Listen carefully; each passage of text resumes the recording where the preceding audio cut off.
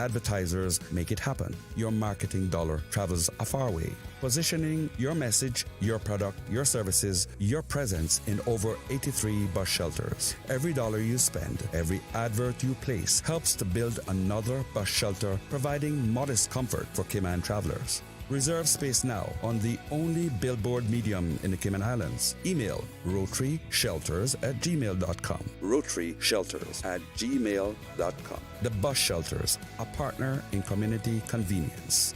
Another inspiration program by Rotary Central Cayman Islands. But I do have some questions. There are more questions than answers. Cayman Islands' foremost listeners participation program. Talk today. What's on your mind, Cayman? If you're ready to talk, we are ready to listen. Discussing current events and local news, community spotlights, hot topics, listener stories, cultural and historical discussions, environmental issues, fun and lighthearted topics, guest interviews. Cayman, basically anything you want to talk about, we are ready to listen. Here's your guest host. Coming up next on Talk Today, we'll bounce around some ideas for the new government to consider, of course, if they want to. And we're going to be hearing from you, I hope. Talk Today, up next. Stay with me. Talk Today is brought to you by Subway, open 24 hours in Countryside, Anderson Square in Georgetown, and Centennial Towers in West Bay. And by the Ministry of District Administration. Explore your history, explore your land, explore your sister islands. And Cayman Airways. Call them on 949-2311 to book your nonstop flights to Los Angeles and Panama. And Doctors Hospital. Peace of mind is important when life happens. Doctors Hospital, always there for you. Call 949-6066. Talk Today is also brought to you by Mike's Builders. Call 923-0706. Mike Builders. They make it happen. Talk Today is reminding you to avoid any statements or comments which are abusive, derogatory, malicious, or defamatory. Do not use indecent language or make any statement that is false or misleading. Call 1-800-534-8255, 949-6990. 949-8037 or WhatsApp us on 925-3261. And now, back to Talk Today. Good afternoon, everybody. I'm Charles Glidden. Hope your week is going the way you want it to. The month of May, practically gone, just flashed by us. I mean, wasn't the election like last week or something like that? That's how it seems anyway. Well, this afternoon, we have some ideas for the new government to consider if they so desire. Some of you may know my guest from Money Sense, which he presents right here on Radio Cayman's The Buzz. His name is Simon Cawdery, who also writes opinion pieces for the Compass newspaper. You may have seen his article just before the general elections that was titled 10 Ready-Made Policies for the Next Government. Simon joins me now, and that opinion piece will be the basis for our discussion. Thanks for joining us. Thanks for taking the time out. Good afternoon. And he is a chartered financial analyst and economist. He works as an investment manager and governance professional. And you just told me you were actually born in Cayman. Yep. But after traveling around for a while, he's been living in Cayman now for 23 years. So let me begin our discussion by quoting the end of your article. Okay. To set up the context for... Oh, you're going to start quoting me, are you? It's going to be like that. So you more or less wrapped up your article by saying not everyone will agree with all or even some of these proposals. And that's exactly the point.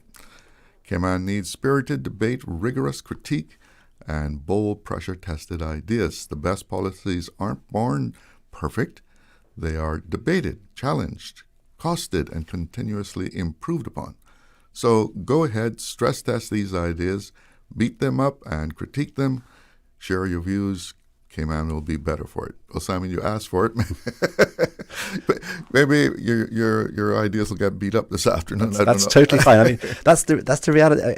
Anytime you think of political ideas or economic ideas, you can't just create a good idea from scratch, right? You've got to have people debate it and discuss it because other people have good insight. And that's the purpose of this, is to try and stimulate debate. That was the purpose of this, to try and stimulate debate and thought.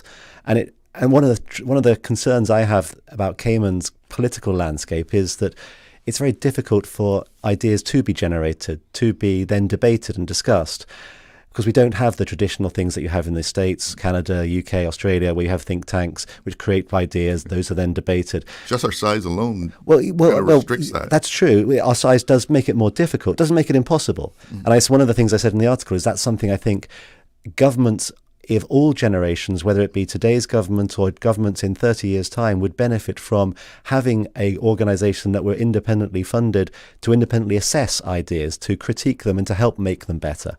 Because sometimes you see certain ideas that have gone through and you think, how did that pass anything? Did anyone read that? Did anyone think it through?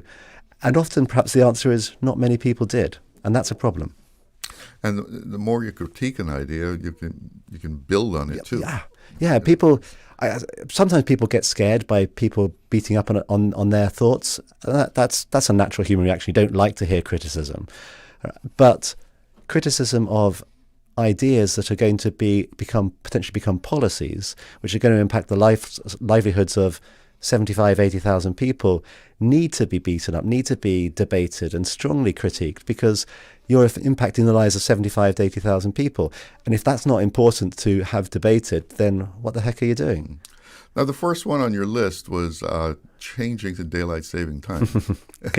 Now, that comes up, every so often. Yeah. Somebody puts that forward. Yeah. What's your argument for that? Well, I mean, part of the argument is why not?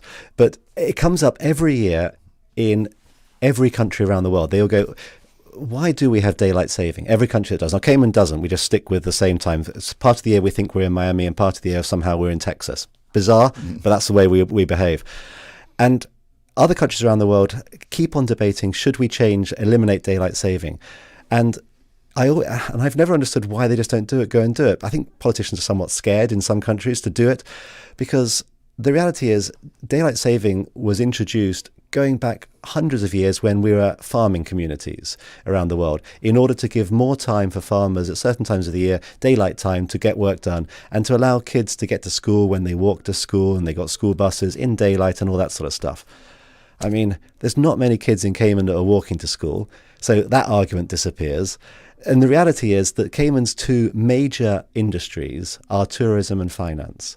And finance is predominantly done in the US on the East Coast. So why wouldn't we align with the East Coast? And then finance is done in Europe. Now, 5 hours to London at certain times of the year, 6 hours to Europe might not seem too bad, but then you make it 6 and you make it 7 hours. And the amount of time in the day that you can actually talk to clients and get business done diminishes. And if you start to diminish the amount of time in the day that you can get business done, you start to get less business done. So it just makes obvious sense for the finance industry. And then the tourism industry, well, if you have an extra hour of daylight in the evening, people are going to be dining out, going to be enjoying the scenery, the sights much more. Not many tourists I know wake up at 5 o'clock in the morning to go for a nice beach walk. You're on holiday. So you're going to be sitting by the beach, relaxing later on in the day. And so just enhancing the ability of the tourism industry to have an extra daylight hour to service their guests means they'll get more money from their guests. It seems to me an obviously intuitive situation. I mean, I think the general population, just thinking of myself, my family, people I know, I mean, you really don't see why you need it. I don't think that in an ideal world, Cayman should never do anything about this, because what would happen is the US, the UK and other countries would scrap daylight saving. So that's the optimal. But until they get round to doing that, it's beyond peculiar that we are sometimes aligned with Texas on a time zone and sometimes aligned with Miami and New York. As dumb as it is to change clocks, it makes more sense for Cayman to follow everyone else in the world in this, because of the economic benefits, than it does for us to pretend that clocks don't change each year. It's almost as though we go through March and go, no one changed their clocks, did they? And suddenly, well, they did. We just haven't woken up and realised it. So yes, it's painful. Yes, it would be annoying. But the economic benefit would actually be substantial because people can get more business done. People will spend more money in the evening in daylight hours. And anyone who owns a shop, anyone who owns a restaurant, anyone who works in a shop, works in a restaurant will benefit from that. One thing that I like about us staying is, and they're on daylight saving time, is, you can watch your favorite TV shows a little earlier, an hour earlier. Yeah. Get to bed a little earlier. Yeah. Look, that's true, but it's not. It's something I've thought about but equally nowadays everything's sort of on demand, isn't it? So, So now it becomes much less of a problem. But I totally agree. Daylight saving around the world should be completely scrapped. No country should have it. It's pointless. It's just an anachronism that needs to be got rid of and killed. But until others do kill it, we shouldn't pretend that we can be better without it. We can be much stronger economically by copying others until they wake up and smell the rose and go, oh, this was a stupid thing to do. Yes, it's a frustration. Twice a year, the clocks are going to change. But economically, Cayman's community will be stronger for it. Yeah, so basically you're saying the change would facilitate all our international connections much better. Yeah. And precisely. It would make people getting to destinations when they want to travel easier. It would make financial business much more successful. It would make tourism business more successful.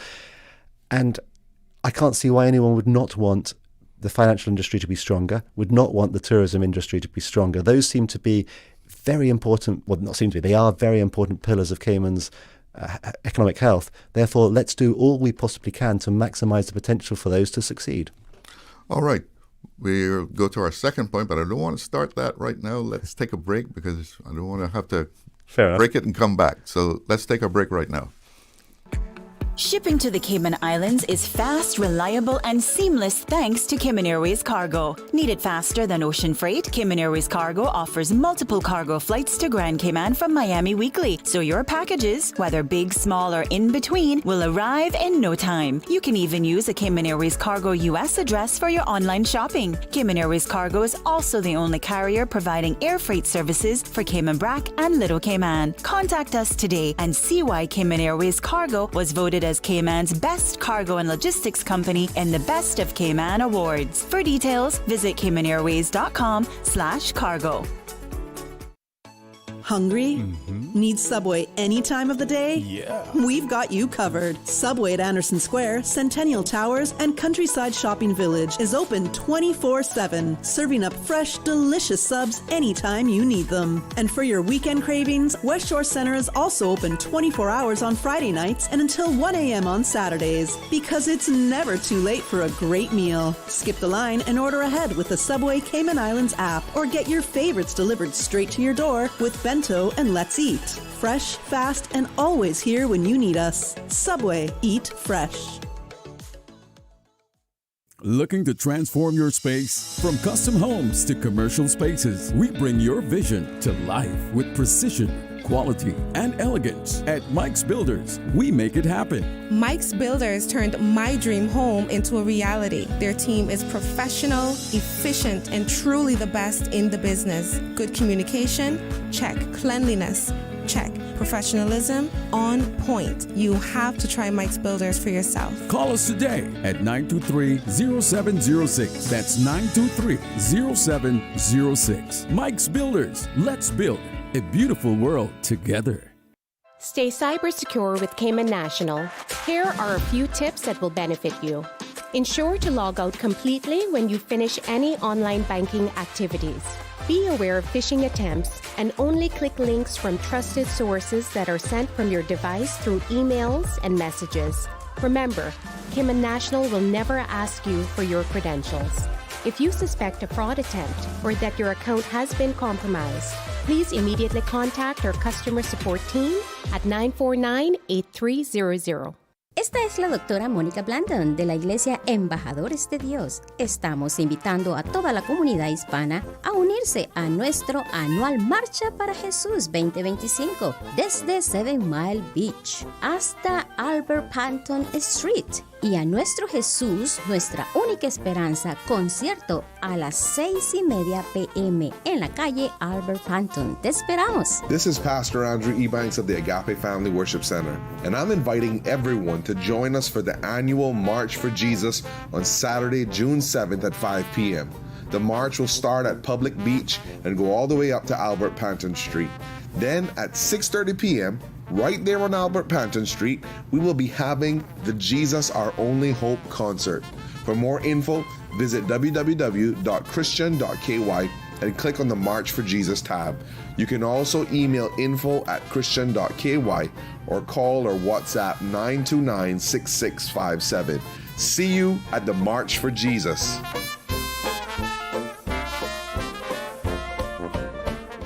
Water Authority Cayman advises the public of a planned traffic disruption on a section of Crew Road scheduled for Sunday 1st June between 6 a.m. and 12 p.m. During this time, eastbound traffic on Crew Road will be reduced to a single lane starting at the CUC roundabout and extending approximately 600 feet. The Water Authority appreciates the public's patience and understanding and apologizes for any inconvenience this may cause. Radio Cayman's Talk Today.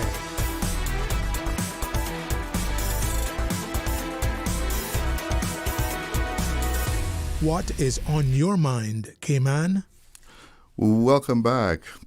And I'm talking to Simon Cawdery.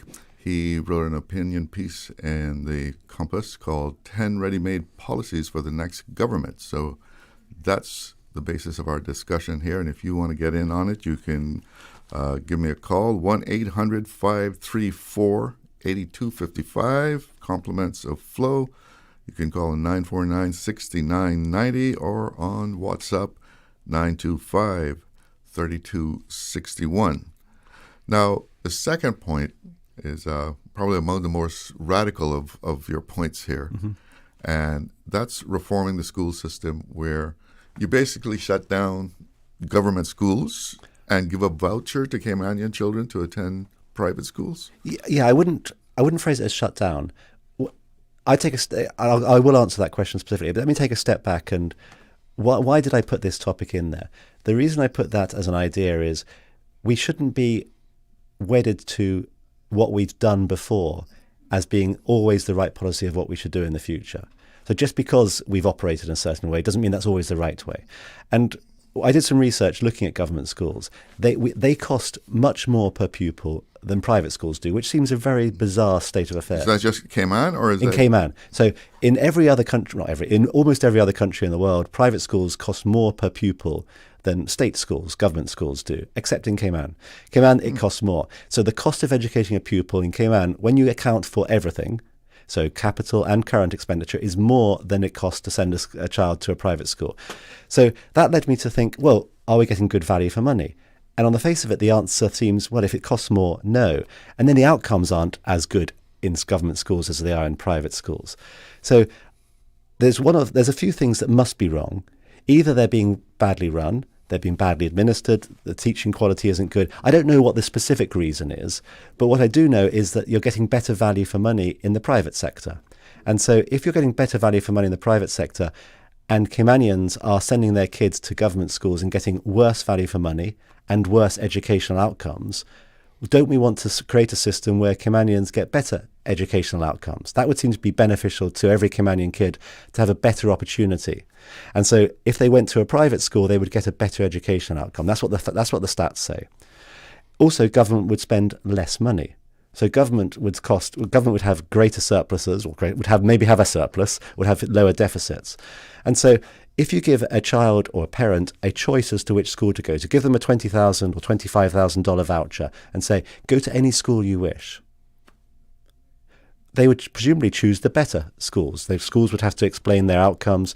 Whereas at the moment, a lot of Caymanian kids have to go to government schools because they don't have the opportunity to. They can't spend it. They don't have $25,000 a year to spend going to a private school. So that means that they get worse education outcomes. You enforce effectively segregation because foreign kids go to private schools, Caymanian kids go to state schools, so there's no intermixing amongst people, which is bad for a community perspective. So there's a lot of positive outcomes. Now, I didn't intend to say that you close down government schools. You can still use the buildings, but could they be better operated? Could they be sold to the private sector to operate? I think probably yes. Now, there will obviously, the one thing that will, I think anyone would quite reasonably critique this by saying, what about those disadvantaged kids who have special needs or have special learning expectations or requirements? Because the private sector isn't necessarily motivated to provide that service. They're motivated to put a large number of people through a schooling system. They don't want to spend extra time with one particular kid. So I do think it's necessary that government runs what I might call sort of an enhanced learning program for kids who have particular needs. That can still be managed by the government so that no kid gets left behind in this process. But the current situation is you've got poorer Caymanian kids who have no opportunity to go to the best quality school. And that just seems completely counterintuitive to what you'd want. You want every kid, whether they're rich or poor, to have the opportunity to go to the best quality school. And that's not the case here. So that was the genesis. That was a gestation of why I wrote this particular point. Now, is this the right way to go about it? Maybe not. But the point is, we're getting bad outcomes for Caymanian kids right now. So we should be open-minded to think about what we can do to fix that. We do have a caller, so let's take that call. Good afternoon. You're on the air with Talk Today. Hi, good afternoon, Mr. Glidden. Good afternoon, guest. I didn't catch your name. Simon. Simon. Hi, Simon.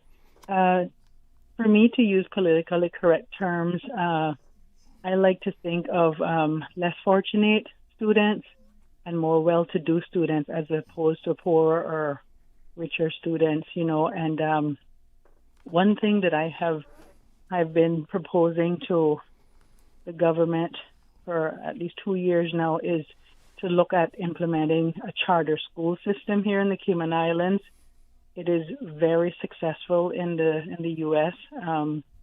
I've seen it in Florida for different types of charter school programs. Some of the charter schools are also geared towards specific types of studying. They can range from elementary, primary school level up to high school. And there's charter schools in the UK, in Canada. They're pretty much just about everywhere.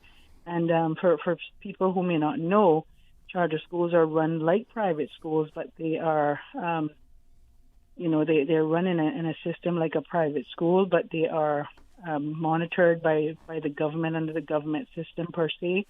And that would be for me another great way of filling the need for schools. And the other thing that I was proposing also is to supporting the smaller churches who have schools, not just Triple C or Cayman Prep or Catholic or Wesleyan. Truth for Youth needed some help. Yes, I understand. And all the schools need support, but also there's quite a number of churches, the SDA Church, there's Calvary Baptist Church, there's quite a number of other churches I can't, get off the top of my head that could use that support system from the government and from other, private entities in supporting where that could fill the need for schooling, because some of those churches have some very good school programs. They just need that backing and that support. Doesn't the government already give some kind of subsidy to private schools? Right, but not all of them. Okay. And I know, like I said, I know. And I'm not promoting the SDA, but I know that school has been around forever and it does need support. I know Calvary Baptist, I know that school, and I personally know a few students who their parents had to withdraw them because, they didn't have the financial support for the school to continue. And then I know of at least 2 or 3 other church schools. That's very popular in the U.S. also, where, the churches implement, especially in the primary school, pre-K level.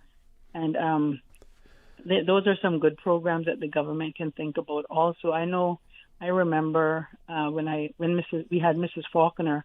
Remember Mrs. Faulkner, Mr. Yes, I remember her. Yes, and she had her school there. And as government is still doing today, when we had students with learning obstacles, learning challenges, government supported those families and helped them, get it placements at Faulkner Academy and financially assisted there, which is lovely. And I know they're still doing that. Oh my gosh, I sound like President Trump saying it's lovely.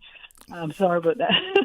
But just to say, some of those might be options that government and our private entities that want to invest in education in the Cayman Islands may consider. We see that only the top tier academic considerations are being played out in Cayman, and we don't want Cayman to become a place where we do have left behind students for lesser means. That's exactly what we have now. Yes, I am very aware of that, sir. Trust me. Yeah. And that's why it's very vital. I know we have a very capable and experienced education minister who is visionary and thinks very outside of the box. And so I know he's very open and receptive to some things. I know our previous minister was also. It's just, sometimes you have more on your plate than what you can take on. So I'm glad to see this new government kind of divvied up the ministries in a better way, so the load can be a little bit better and education can wholeheartedly get the addressing that it needs. And we need to recruit teachers from more geographical locations, not just one little pod in the corner.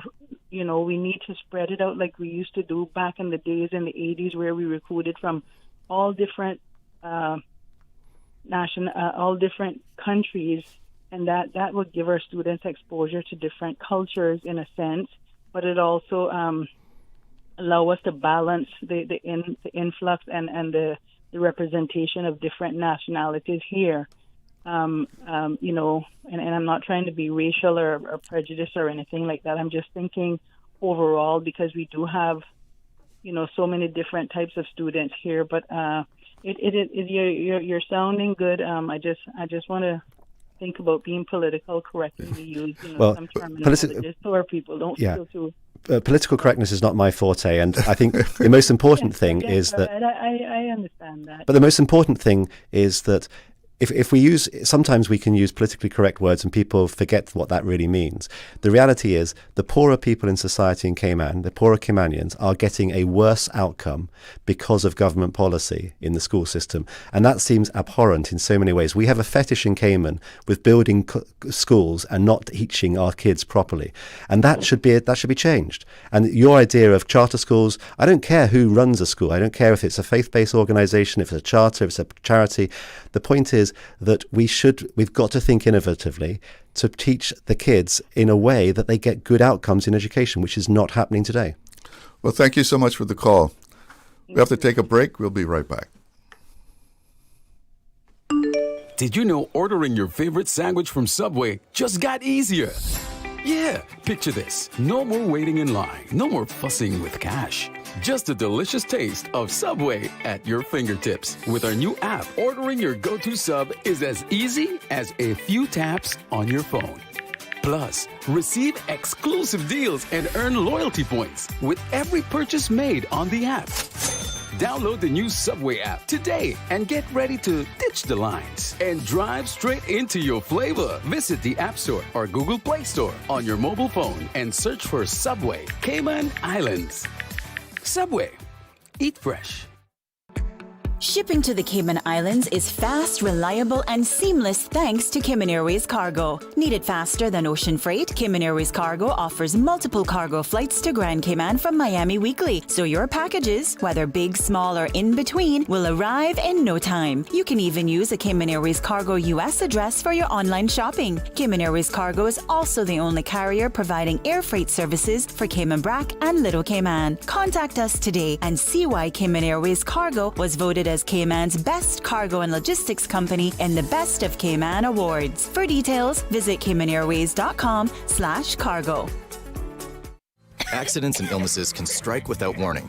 Ouch! When it comes to urgent care, every second counts. At Doctors Hospital, we have a dedicated team of experienced doctors and nursing staff available to you 24 hours a day, 7 days a week. Don't waste time in an overcrowded emergency room when you need urgent care. Whether it's a broken bone, a severe infection, or a sudden illness, trust in Doctors Hospital's unwavering dedication to providing the best immediate care. For complete urgent care when you need it the most, choose Doctors Hospital, located in Georgetown, 16 Middle Road. Wouldn't it have been grand if you had purchased land 30 years ago? It may not be 2020, but a perfect vision has never been more clear. Cayman Brac and Little Cayman, poised for growth with an eye on the future. Your land, your history, your future. Discover all that our sister islands have to offer. The best foundation you can wear is glowing, healthy skin. The offices of dermatologist Dr. Wayne Porter specialize in enhancing your skin's well-being. Whether you're seeking advanced skincare, including any skin cancers, Botox, filler, cosmetic skin enhancements, or simply looking to reduce wrinkles, Dr. Porter offers a full-service dermatology and dermatological surgery practice. For more information, email drportercayman@gmail.com or call 946-9020. That is 946-9020.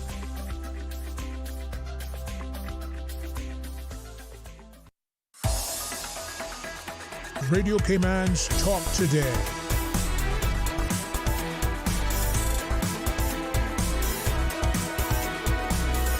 What is on your mind, Cayman? Welcome back.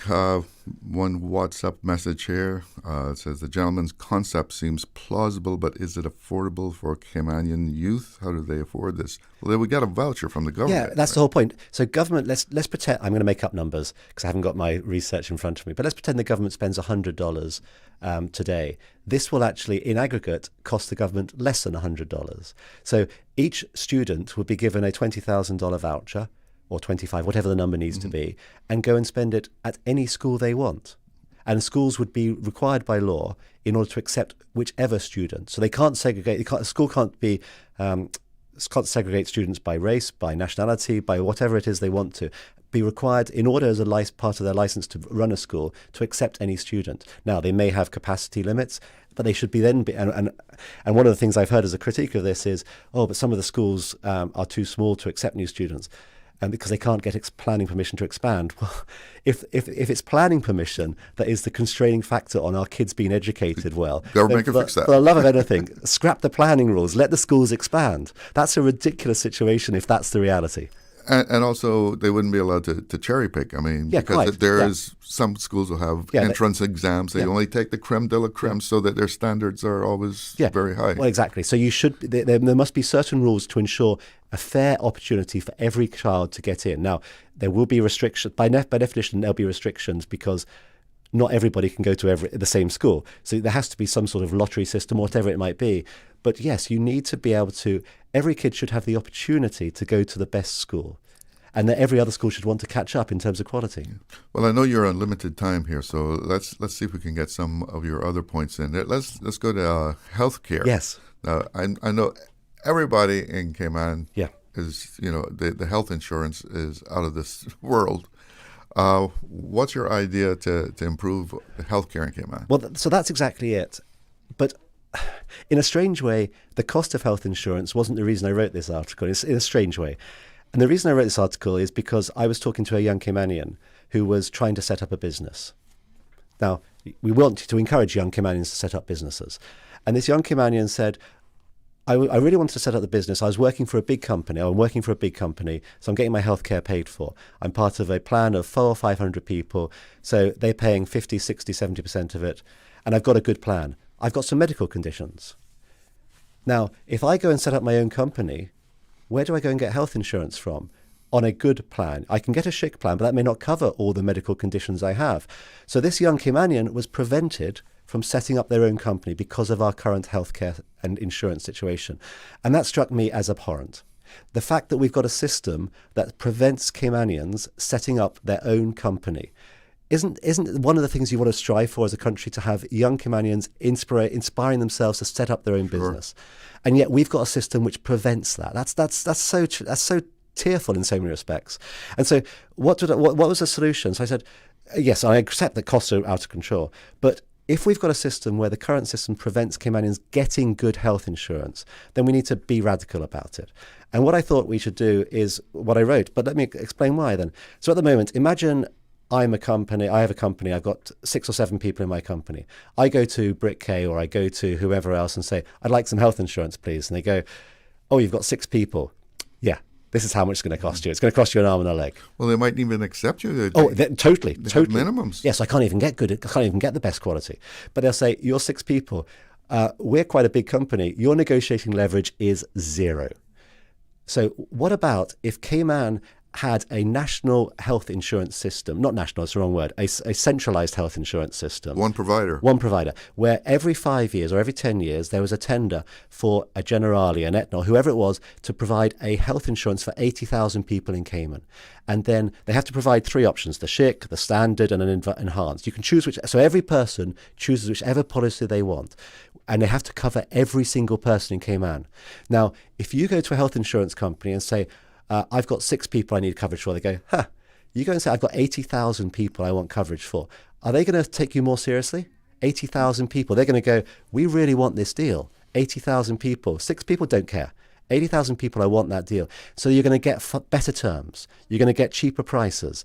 And you're also going to take away this ridiculousness where people can't set up a company because they can't get health insurance because it will be centrally managed. You go in and pay the premiums for what you want and it's guaranteed availability. Now, you have to make sure everyone buys it and there has to be the same processes in place because otherwise you have people left out of and that costs the government money.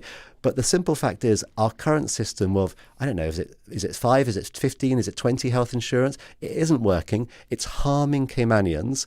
And if we think harming Caymanians is good policy, then we're deluding ourselves. So there must be a better way. And this seems like a much more sensible way.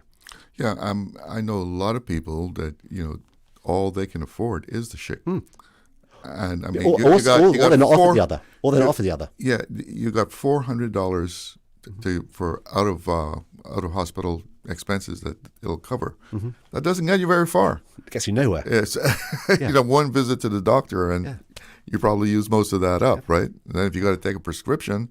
But even if you're lucky enough to be able to say, okay, let me put a few extra $1,000 into my healthcare, as you say, some companies, if you're too small, they won't even offer you a better policy. So you're completely screwed in all possible. You can't even get a good policy. And so that Caymanian kid, that young adult, I should say, that Caymanian young adult wasn't able to set up a company precisely because of the system we have today. That means we need to be radical and scrap the system we have today. There is a better way. It will work. I've talked to a number of people in the healthcare industry. It can work. Yeah, well, we're like a big company. Yeah. Well, I mean, there's companies in the States with more employees than we have population. Exactly. And imagine what their healthcare costs. I mean, they're ginormous costs because there's so many people. But per person, much smaller because they're negotiating with 500,000 people. 80,000 is not a huge number, but it's a damn sight bigger than 5 or 3 or 2. Yeah. And when you stop to consider, too, that the civil service takes a big chunk out of that employment. And don't get me started on how our healthcare system is underfunded, and the budget, the accounting for that is atrocious. But leaving the atrociousness of the accounting for it aside, this will end up costing the country in aggregate less money because the negotiating leverage, which will mean the government will benefit from it as well because their civil service bills will go down because everyone's individual costs will be lower. So government costs will go down.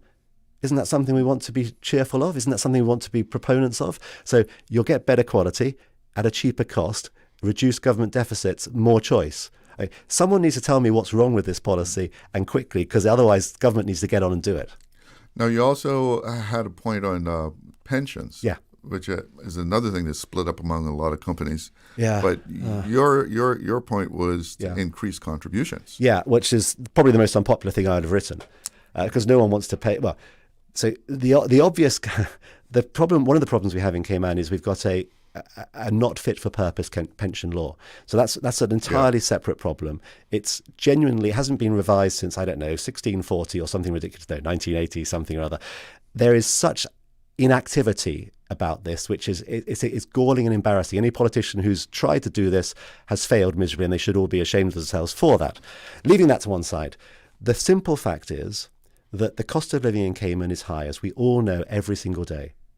So when we retire, we're going to be retiring with no income other than our pension or potentially some savings people have. And you need to make sure that your retirement income, your retirement pot, is sufficient to pay you for 20, 30 years of your remaining life.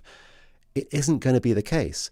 Caymanians, on average, and there was some data over the last couple of months on the pot size that people have. People generally have 100,000, 80,000, 200,000. Now, 200,000, imagine you live for 20 years. Divide 200,000 by 20. It's a small... Can you live on $10,000 a year? Absolutely not. That's probably your CUC bill. Yeah. So the simple... I've ran into people who say, my pension is running out. Yeah, yeah. I've only got a few years now, to go. There is the system responsible for this. The system makes it worse, yes. But we also need to be mindful of the fact that we need to contribute more for our own retirement, because otherwise government's going to have to end up footing the bill, which it can't afford. And most countries around the world are recognizing that the current rates are too low, that they've increased them to 20, sometimes in 25%. And then Denmark just last week said the retirement age is going to be 70 now. So we need to do both. We need to say, look, we're all healthy. We're all healthier than our ancestors, or that may not be the right word, our previous generations. We're living because we have better medical system. So we can afford to work, we can work longer in our lives. So we should be working longer. That means we'll be using less of our pension each year, which means greater each year. But we need to contribute more. And I accept totally that people will be reluctant to do so because they say, well, the system's rubbish. But even if the system were optimal, the current contribution rates are suboptimal. They're just not going to make you retire with anywhere near enough to live, I was going to say a comfortable life, to live, full stop. Yeah. You just won't be able to afford to live on your current pension. I've seen something that said that some economists and experts say that it should be that you have your age, and that's the percentage of your salary that should be putting away for pension. I mean, that's a simple, smart, easy to understand rule, right? I have no disagreement with that. It makes it a bit scary for those of us the wrong side of 50 or 60. Yeah. That's a lot of money. But equally, at the moment, we have this collective mindset. And I mean the collective because it's individuals, it's government. We think it will all be fine. And people say, well, I've got my house. Okay, well, so when you retire, I've got my house. When you retire, are you going to sell your house? Are you going to move down there? Are you going to move into a one-bedroom apartment? No, you want to keep your house. Well, the only way you're going to be able to survive as a retired person in Cayman is by selling your primary house. Good luck to you then. Aye, that's... Something has to be done, though. And many things have to be done. Yeah. So retirement age increase, contribution rates increase, and for the love of anything, let's change the stupid rules about what investments can be done in the pension system, because those are perplexingly bad. Simon, I guess I'm going to have you back to finish all the rest of your points. Love to. I know you got to run. Thanks for joining me. You have a good afternoon. Thank you very much. You too. It's 1 o'clock. Let's check in with the newsroom. They are talking about us. Living in your head rent-free all this time. We must be relevant. Radio Cayman since 1976. From Radio Cayman's newsroom, this is Headlines. Local, regional, international news. The Headline News is brought to you by Kirk Market and Health Services Authority. With a look at your latest headlines, I'm Jevi Ebanks. The National Road Safety Committee met in May to discuss road safety in the Cayman Islands with a focus on cycling safety following the tragic death of a Cayman cycling member on the 21st of April. Chaired by Chief Officer Eric Bush, the meeting included key stakeholders and resulted in several commitments, including improved cycling infrastructure, updates to the road code, and the launch of the new Family Micromobility Day. Cayman cycling representatives highlighted the urgent need for enforcement and cultural change to protect cyclists. The Ministry of Planning, Agriculture, Housing and Infrastructure will lead efforts to implement new safety measures and update policies in collaboration with relevant authorities. In regional news, the Guyana Police Forces confirmed the death of 11-year-old Adriana Young was caused by drowning with no signs of foul play. The ruling follows a final post-mortem report by 3 internationally renowned pathologists who found no evidence of trauma, assault, or any criminal activity. Young's body was discovered on the 24th of April in a swimming pool at the Doubleday International Hotel, a day after she was last seen. The police, after a thorough investigation, are preparing the case file for submission to the Director of Public Prosecutions. They have extended condolences to Young's family and reaffirmed their commitment to transparency and justice. In other regional news, police in St. Vincent and the Grenadines are investigating a vessel that washed ashore in Canoan with 11 decomposed bodies on board. The 45-foot boat had run aground, and passports found at the scene appeared to be from Mali, though identities remain unconfirmed. Authorities are working with international partners to trace the vessel's origins. The remains have been moved to the mainland of St. Vincent for forensic examination. The Royal St. Vincent and Grenadines Police Force assures the public that the investigation is being handled with urgency and care, urging patience and asking anyone with information to come forward. That is your latest headlines. I'm Jevi Ebanks. Radio Cayman. More news available at www.radiocayman.gov.ky. Check out our social media pages: Facebook, YouTube, X, formerly Twitter, Radio Cayman Headline News.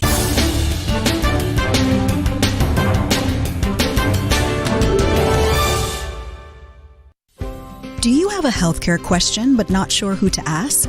Contact HSA's Patient Call Center to speak to one of our experienced clinical team members. We are here to answer your questions and help guide you through your healthcare journey. Need to make an appointment? Our team can help. Contact HSA at 949-8600 or email info@hsa.ky. At HSA, we are committed to caring for you.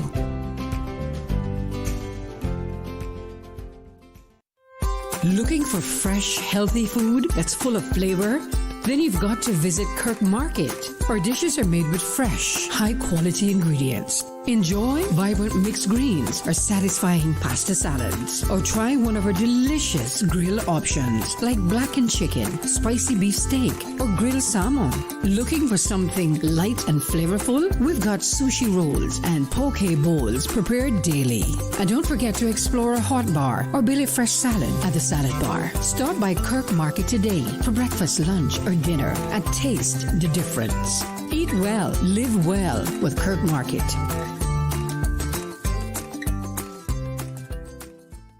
Radio Cayman is pleased to feature this special Sister Islands historical vignette brought to you by the Ministry of District Administration and Lands. Explore your history, explore your land, explore your Sister Islands. William Stephen Ryan, J.P., 1838 to 1910. William Ryan was the first Ryan born on Cayman Brac. He was appointed Justice of the Peace in 1877 and Stipendiary Justice for Cayman Brac in 1893. Court was held at his home, which was located on Ryan's Drive, across the road from the Ryan Family Cemetery, where he is buried. He was married to the former Catherine A. Scott, with whom he had 3 children, William, Amis, and James Scott. Amis was the grandmother of former District Commissioner Kenny Ryan. Bill, as he is known to friends and family, made his living fishing and turtling. The family recalls that he would never leave his nets out on a Sunday. He always pulled them up on Saturday night and put them back out on Monday morning. Radio Cayman is pleased to feature this special Sister Islands historical vignette brought to you by the Ministry of District Administration and Lands. Explore your history, explore your land, explore your Sister Islands. Explore your history, explore your land, explore your Sister Islands, the ultimate staycation experience. Your culture, your freedom, the land that time forgot isn't gone. It's your Sister Islands. Discover all that our Sister Islands have to offer. Radio Cayman's Talk Today.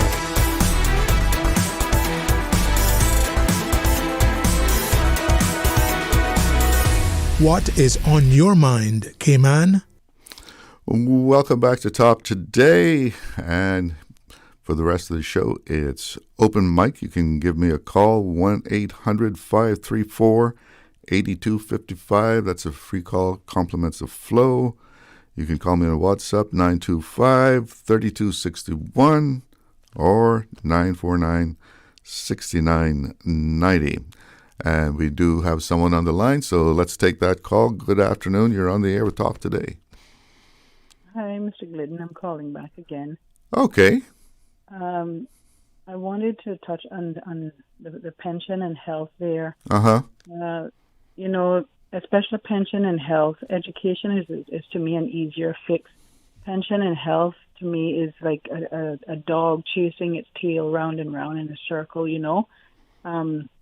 I think about health insurance. The gentleman had a lot of good points in regards to health insurance. I am no economist, and I'm not, too versed in economics, but I will say that, competition often brings down the cost of products and services, as well as in an area in a jurisdiction like the Cayman Islands, which is a well sought jurisdiction right now with all kinds of services. We've seen that the medical services, especially, has increased in the Cayman Islands a lot, especially since COVID. It started with St. Matthew's University down there, the medical school. Then we had the big hospital up here, and we've seen an increase in different types of medical services coming to Cayman. We have good choice now, yeah. Yes, and the HSA has improved their services to a degree, and then we had Dr. Tomlinson's hospital there, and we've seen pop-up facilities even up here in the eastern districts and so forth. So we know medical services are increasing.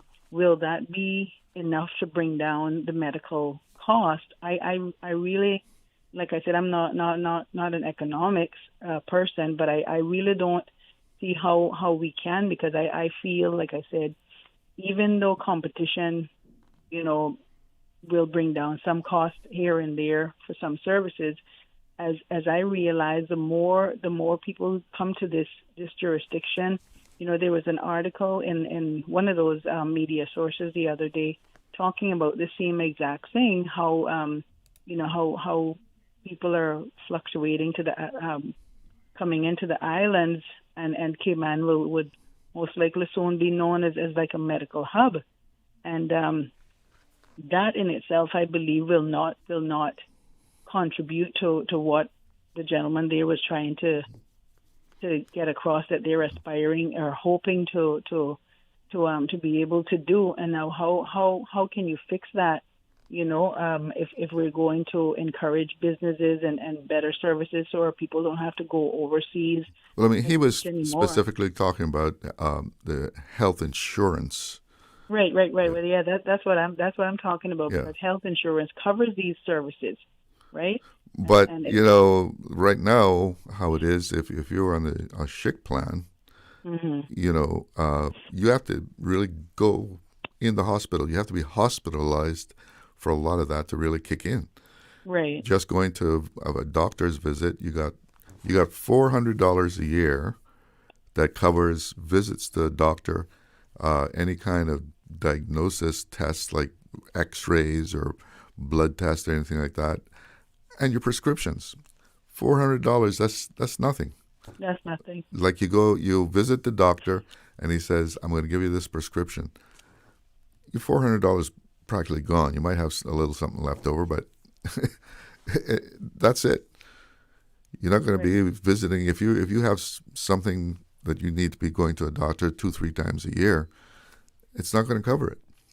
Right. So what I was trying to tie into was the health insurance, to say that how can we make health insurance more affordable when the services are expensive? I mean, you can't even go to the hospital and get an MRI unless you have a certain type of health insurance in place, or you have to pay half, because the government has the MRI services outsourced to another company that's actually there on the property. Mm-hmm. And I've had a lot of people say to me, "Well, Pat, I was recommended." Now, unless you go through emergency, that's a different thing. But of course, they're coming to you while you're in emergency, asking for your health insurance, or letting you sign to for financial reasons and so forth.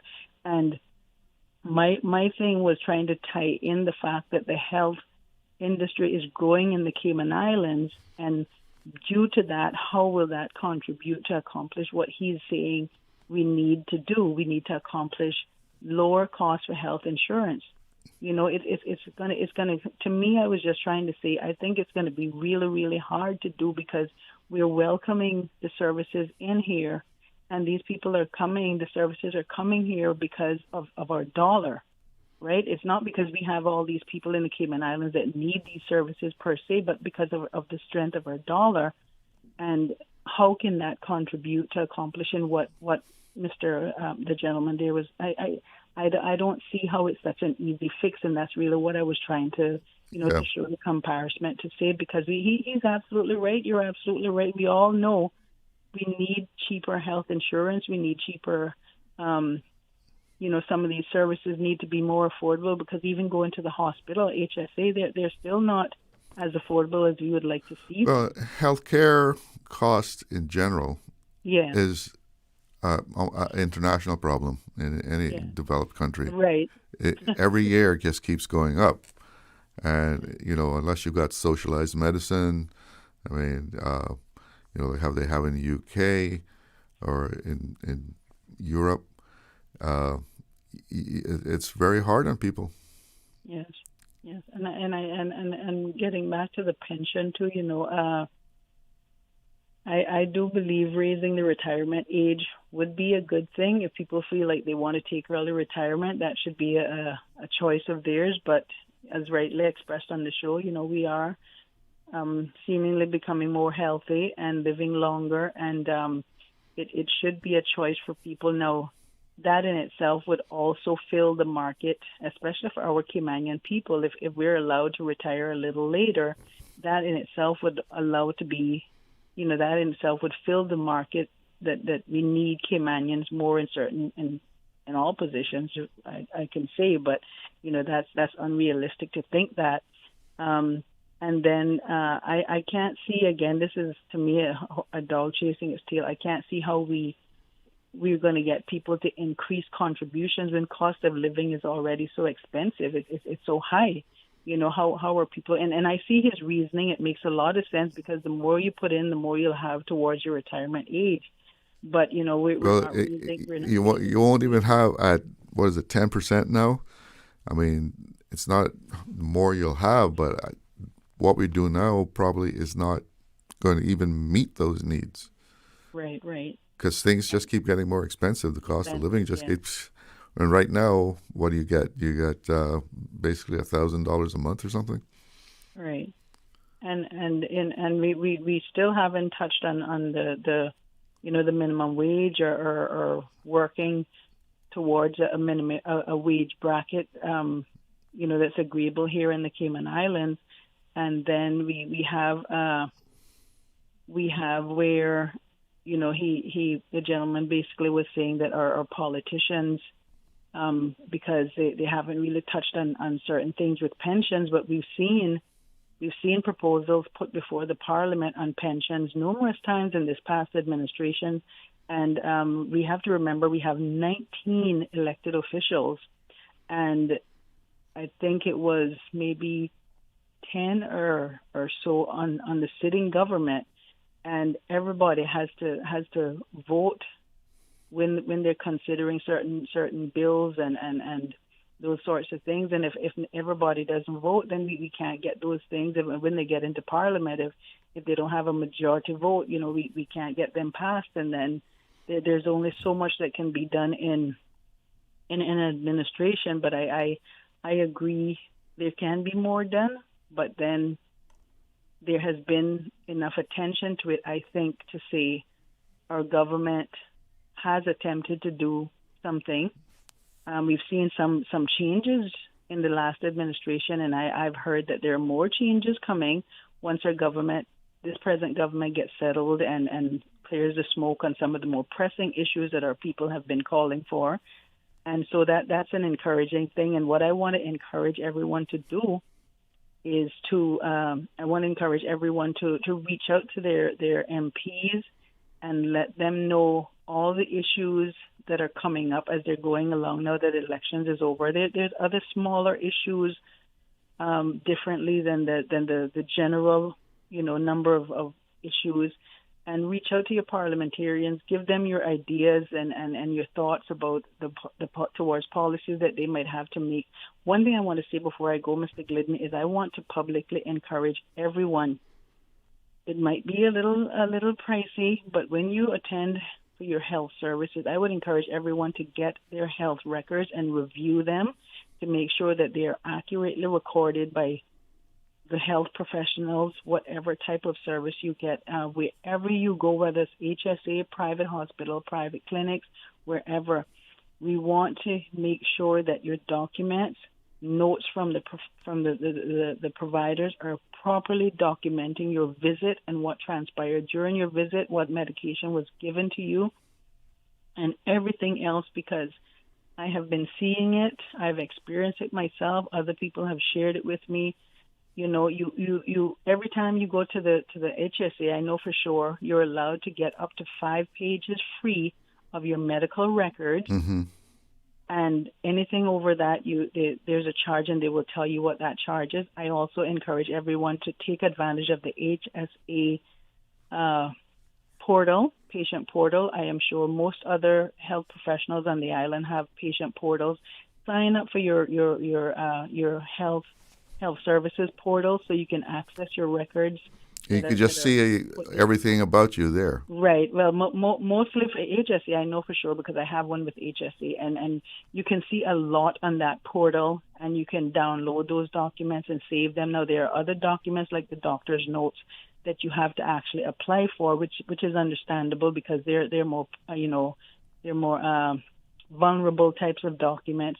But I encourage everyone, if your provider, health provider, dental provider, whoever, when it deals with your body and your health, if there's a portal attached to that business, open a profile in that portal and review your documents. Every time you visit a doctor or get type of services about your body, get access to those documents and review them to make sure those providers are properly documented. Especially with any kind of medication that's on record. Absolutely. Because I just experienced that when I went to get a refill for the next year, and someone had put a wrong dosage down. You see? But the doctor was suspected that it was wrong and had me double check what exactly I had been taking. And what was in the record was wrong. Yeah. Yes, and that's a prime example of what can happen, as well as, providers will leave out certain information, whether, I don't know if it's intentional or not, or But people make mistakes. Mistakes are made. And then there's English barriers, and then there's, different types of things which could cause these things. I'm not saying why it may or why it may not. People come from different jurisdictions, and their English is a bit different and so forth. My point is double check your records each time you go. If you want to go in and do it from today about your past visits, do it and double check, because you never know when something is going to come up that you're going to need those records, and they're not going to accurately reflect your visit to your health providers. I'm going to leave you with that to see if anyone else wants to come on, and I may just call back again. Well, thank you for the call. Thank you. You have a good afternoon. You too. Bye-bye. Yes, you got to make sure that your records are straight. Good to always have a copy of them. And, I like the whole idea here that Simon Cawdery has about the national insurance system.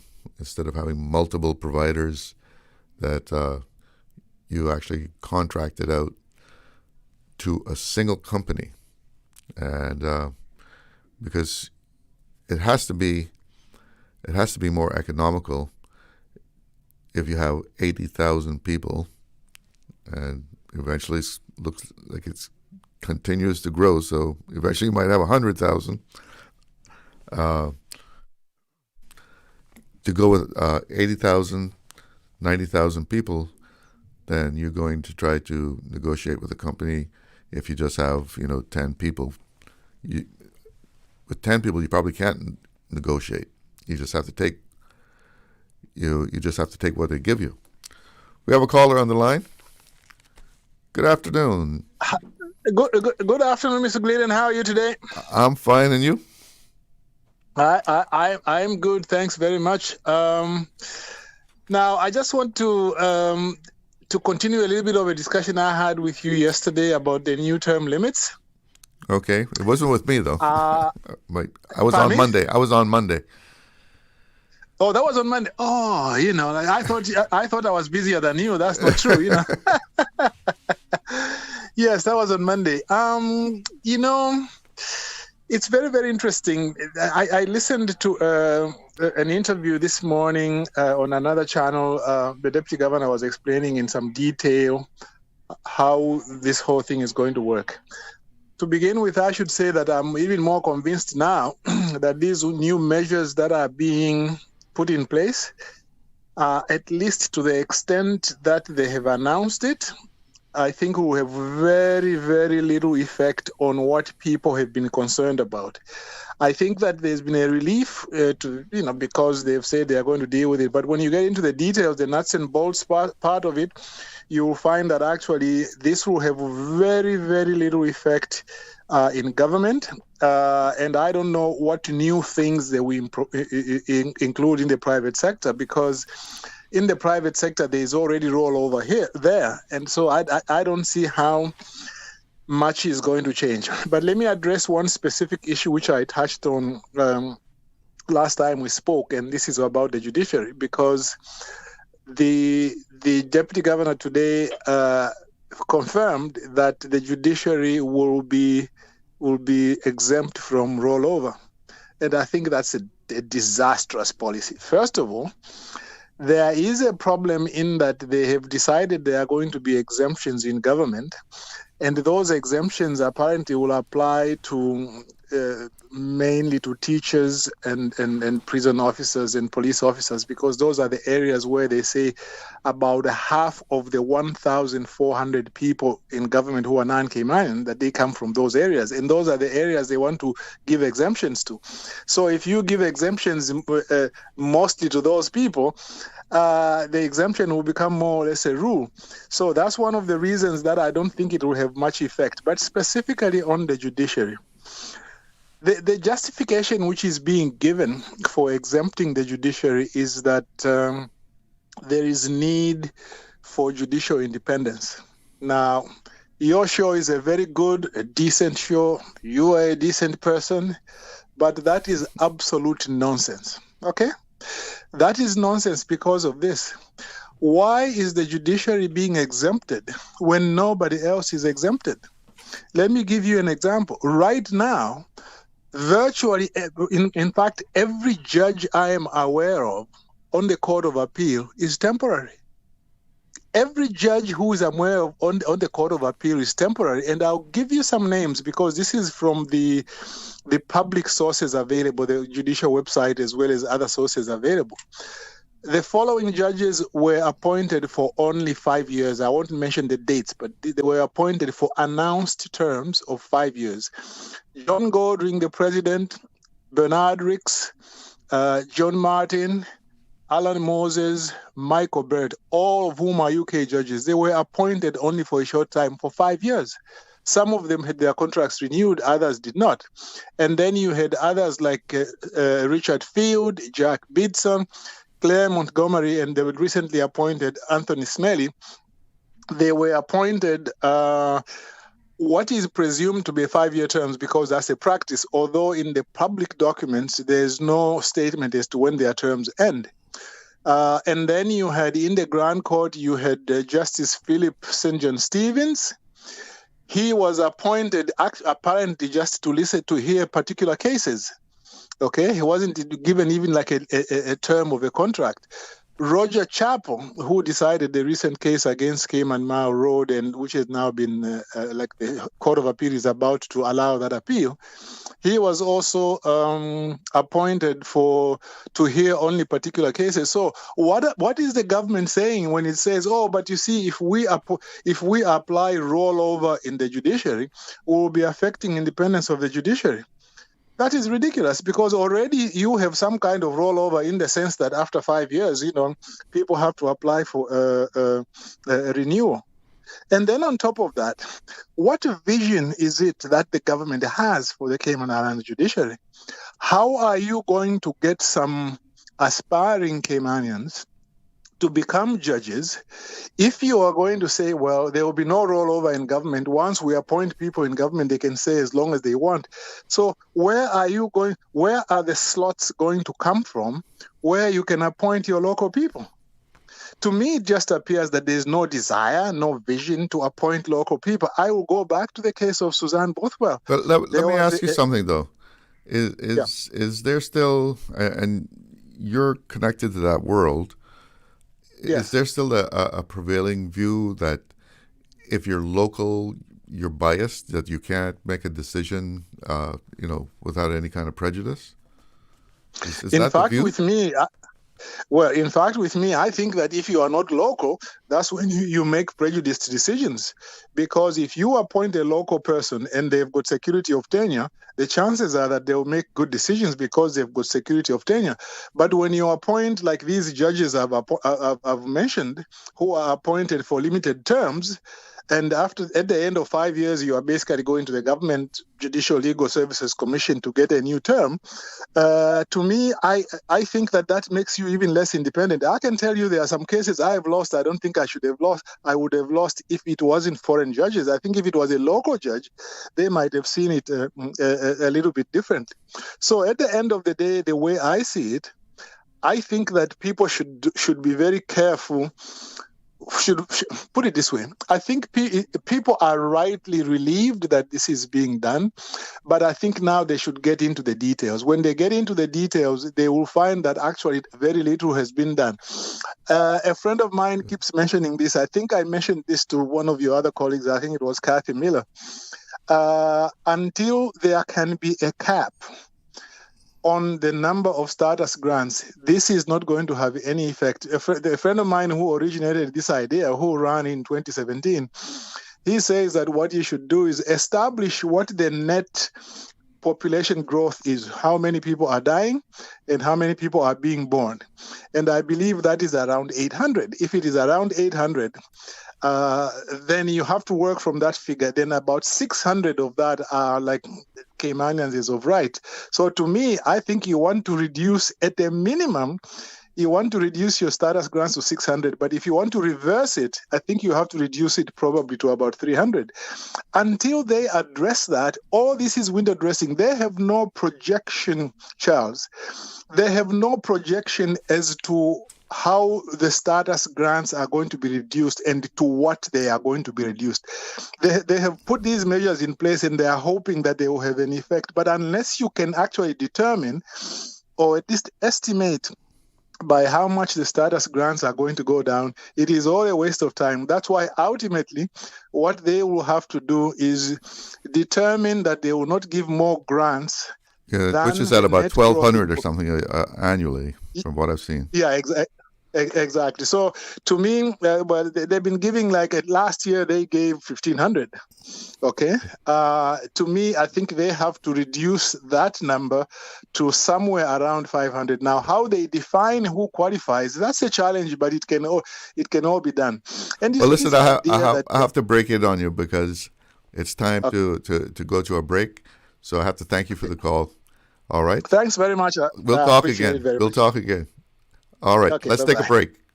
Did you know that Doctors Hospital provides urgent care services 24 hours a day, 7 days a week? And Doctors Hospital's urgent care physicians have access to the most advanced MRI and CT imaging in the Caribbean, providing reliable diagnostics when you need it most. When you need quality urgent care for an illness or injury, Doctors Hospital is here for you 24/7. Whether it's a migraine, chest or abdominal pain, shortness of breath, broken bones, or another urgent need, Doctors Hospital at the top of Walker's Road. Urgent care right now. Looking to transform your space? From custom homes to commercial spaces, we bring your vision to life with precision, quality, and elegance. At Mike's Builders, we make it happen. Mike's Builders turned my dream home into a reality. Their team is professional, efficient, and truly the best in the business. Good communication? Check. Cleanliness? Check. Professionalism? On point. You have to try Mike's Builders for yourself. Call us today at 923-0706. That's 923-0706. Mike's Builders. Let's build a beautiful world together. Shipping to the Cayman Islands is fast, reliable, and seamless thanks to Cayman Airways Cargo. Need it faster than ocean freight? Cayman Airways Cargo offers multiple cargo flights to Grand Cayman from Miami weekly, so your packages, whether big, small, or in between, will arrive in no time. You can even use a Cayman Airways Cargo US address for your online shopping. Cayman Airways Cargo is also the only carrier providing air freight services for Cayman Brac and Little Cayman. Contact us today and see why Cayman Airways Cargo was voted as Cayman's best cargo and logistics company in the Best of Cayman Awards. For details, visit caymanairways.com/cargo. Stay cyber secure with Cayman National. Here are a few tips that will benefit you. Ensure to log out completely when you finish any online banking activities. Be aware of phishing attempts and only click links from trusted sources that are sent from your device through emails and messages. Remember, Cayman National will never ask you for your credentials. If you suspect a fraud attempt or that your account has been compromised, please immediately contact our customer support team at 949-8300. Looking for fresh, healthy food that's full of flavor? Then you've got to visit Kirk Market. Our dishes are made with fresh, high-quality ingredients. Enjoy vibrant mixed greens or satisfying pasta salads. Or try one of our delicious grill options like blackened chicken, spicy beef steak, or grilled salmon. Looking for something light and flavorful? We've got sushi rolls and poke bowls prepared daily. And don't forget to explore a hot bar or belly fresh salad at the salad bar. Stop by Kirk Market today for breakfast, lunch, or dinner and taste the difference. Eat well, live well with Kirk Market.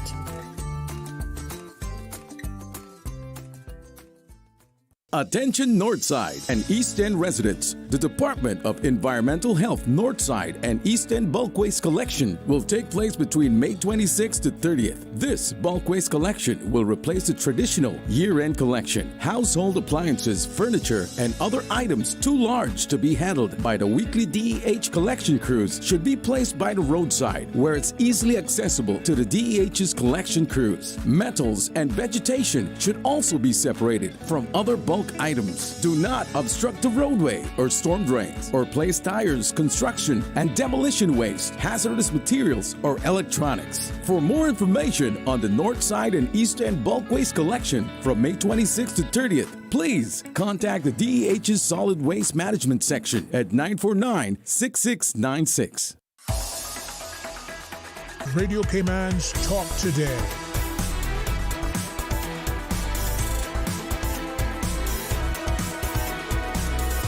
What is on your mind, Cayman? And you're listening to Talk Today, and we have a caller on the line, so let's go straight to the phone lines. Good afternoon. You're on the air. Mr. Glidden, I told you I would call back. I couldn't help myself, and I heard Mr. Billy on there. You know, that is the legal field is my forte and my most favorite area, arena. And one thing I want to say towards the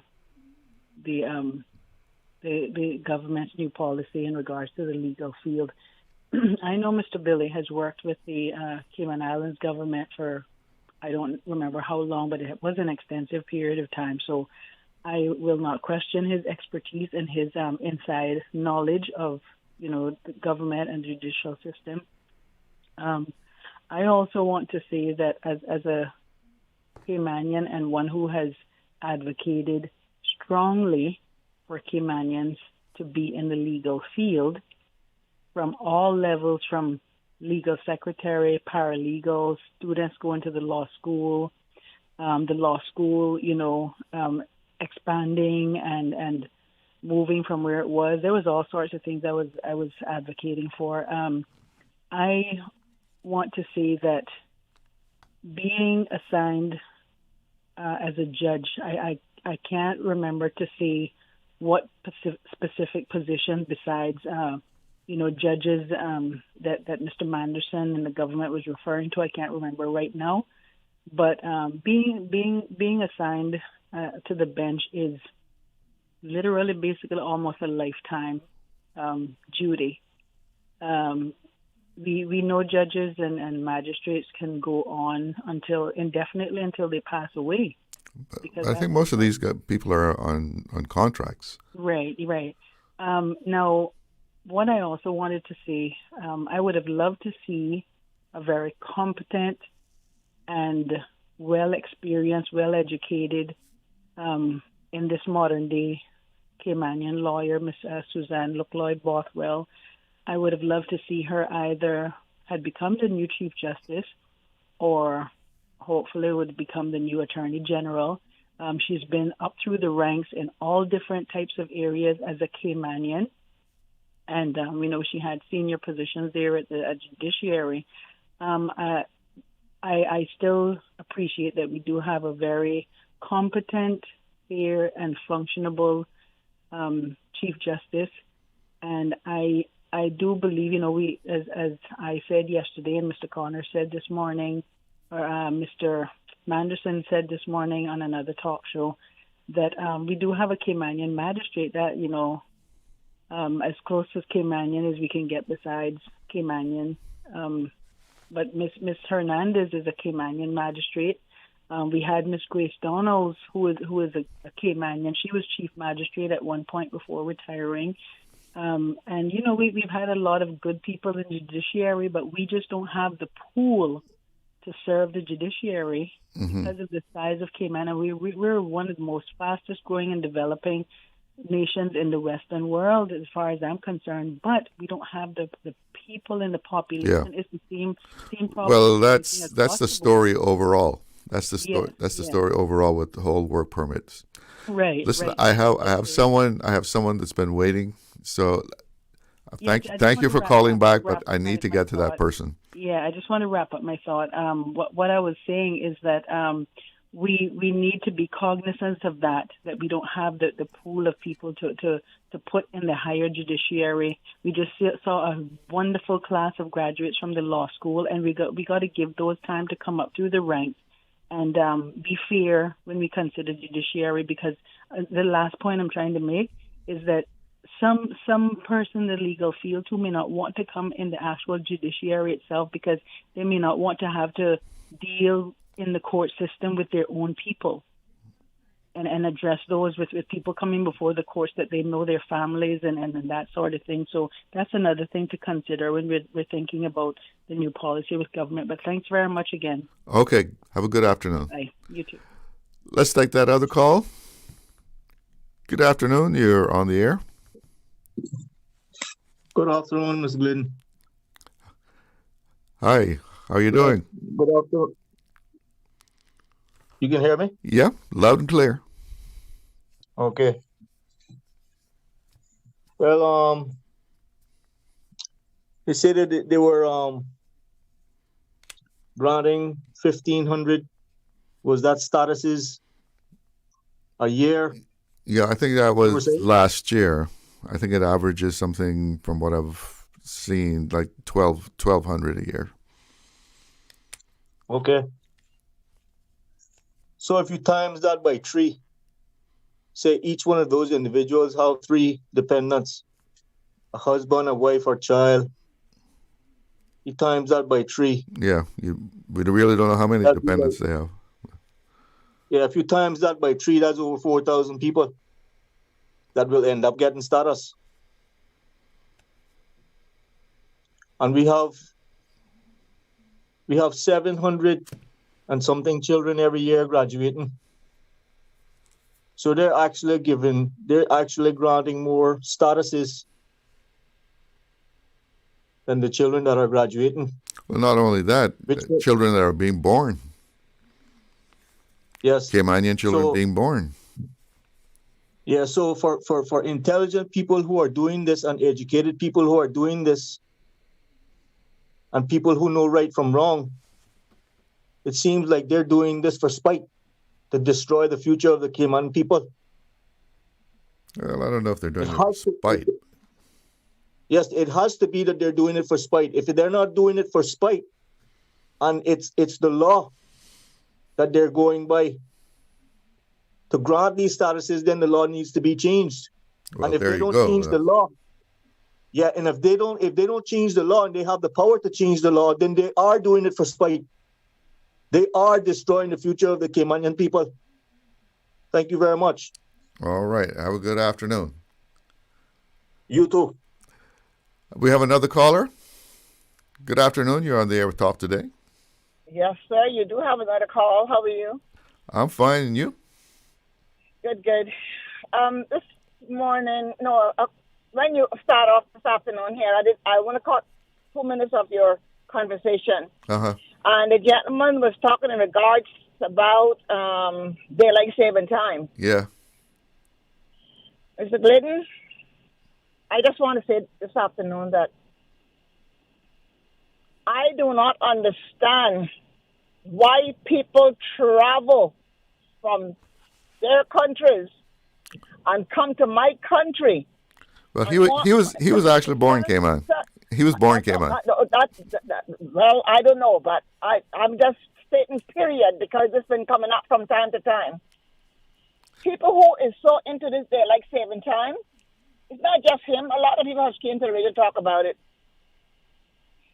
People start coming to the Cayman Islands because we are one total different Caribbean island and one different world altogether when it comes to being a little bit different and not having everything that every country have. You understand? And this daylight saving time has came up on numerous occasions. Oh, yeah. I know one time on the school bus, I said to the kids, I say, what y'all think about daylight saving time? Oh, no. If you got to write a letter to the governor, it was a gentleman at the time, we're going to tell him we don't want no daylight saving time in Cayman because then we can barely get up in the morning to catch the bus as it is. You know what I mean? Yeah. And anyhow, that's right, and no daylight saving time. But anyhow, I don't know why people move to the island here and expect Cayman to change to everything that is happening through the rest of the world. I do not understand. Our uniqueness is gone. We are not even Cayman Islands no more.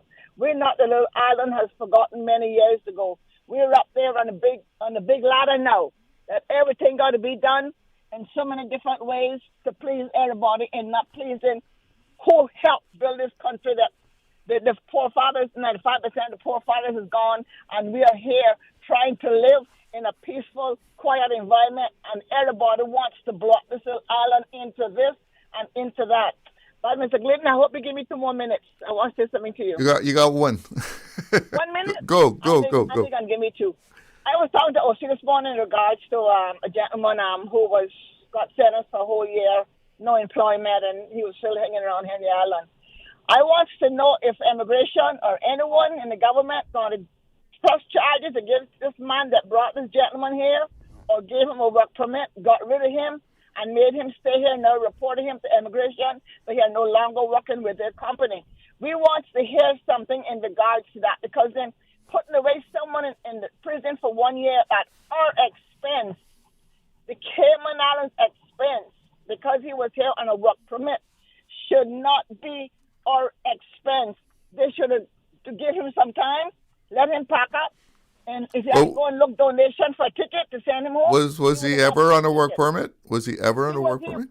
They say he had a work permit and his boss here to fire him or his time was up, something in that category. It was on the local news, so Well, yeah, there is an expatriation fee that and we want to know associated with the fees. Yeah, if that's in the making, because then we got people coming here and doesn't seem to be using that or don't have it, you know, and it's not fair to this island. We cannot accommodate everybody. Well, the government has the money, so to get him home, they have the money to get him home. Well, you know, why support him 1 whole year in prison? He got to get dental work, he got to get vision, he got to get glasses, and he got any medical problem he may have, it's going to fall on the government. Where his ex-boss? He needs to be pulled down and help hold responsibility for this individual. That's what I'm talking about, sir. Cayman cannot keep believe. Actually, if he fired him, then it's up to the employee to leave. I mean, he can't take him to the airport and put him on the plane. So you want to tell me that the employee don't have the right to go give a letter to immigration stating that Tom Jr. is no longer working with us? We have let him off, and otherwise now he's not my responsibility no more, and then that's the immigration steps in. Is that not how it's supposed to be done? Well, I'm not 100% sure whether you have to notify them, but it's up to the employee. Listen, I have to take a break.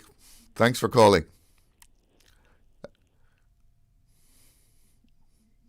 Stay cyber secure with Cayman National. Protect your computers and mobile devices with security software to defend against cyber attacks through viruses, malware, and other online threats. Be aware of unsecure Wi-Fi connections when in public. If you need to access your online banking or sensitive information on your mobile devices, try disabling the Wi-Fi and switching to data from your mobile network. If you suspect a fraud attempt, please contact our customer support team at 949-8300. Subway and Oreo has changed the dessert game. Introducing the Oreo footlong cookie, a full 12 inches of chocolatey, creamy goodness. It's big, it's bold, and it's here for a limited time. Perfect for sharing or not. We won't judge. Want it fast? Order ahead with the Subway Cayman Islands app for quick pickup and earn loyalty points, or get it delivered straight to your door with Bento and Let's Eat. Don't wait. Treat yourself today. The Oreo footlong cookie is calling your name. Subway. Eat fresh. Snack sweet. Looking to transform your space? From custom homes to commercial spaces, we bring your vision to life with precision, quality, and elegance. At Mike's Builders, we make it happen. Mike's Builders turned my dream home into a reality. Their team is professional, efficient, and truly the best in the business. Good communication? Check. Cleanliness? Check. Professionalism? On point. You have to try Mike's Builders for yourself. Call us today at 923-0706. That's 923-0706. Mike's Builders. Let's build a beautiful world together.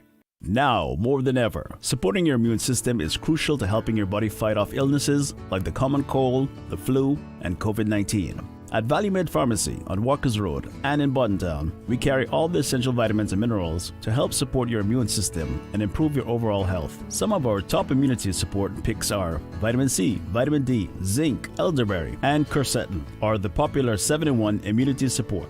Our pharmacists are always on hand to help guide you and answer any questions. Visit ValueMed Pharmacy on Walkers Road or Boddentown. Live happy, live healthy with ValueMed Pharmacy. Accidents and illnesses can strike without warning. Ouch! When it comes to urgent care, every second counts. At Doctors Hospital, we have a dedicated team of experienced doctors and nursing staff available to you 24 hours a day, 7 days a week. Don't waste time in an overcrowded emergency room when you need urgent care. Whether it's a broken bone, a severe infection, or a sudden illness, trust in Doctors Hospital's unwavering dedication to providing the best immediate care. For complete urgent care when you need it the most, choose Doctors Hospital, located in Georgetown, 16 Middle Road. Radio Cayman's Talk Today.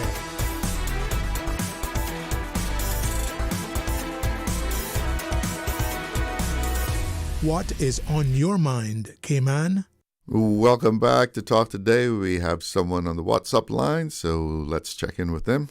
Good afternoon. You're on the air with Talk Today. Hello? Yeah, good afternoon, Mr. Charles.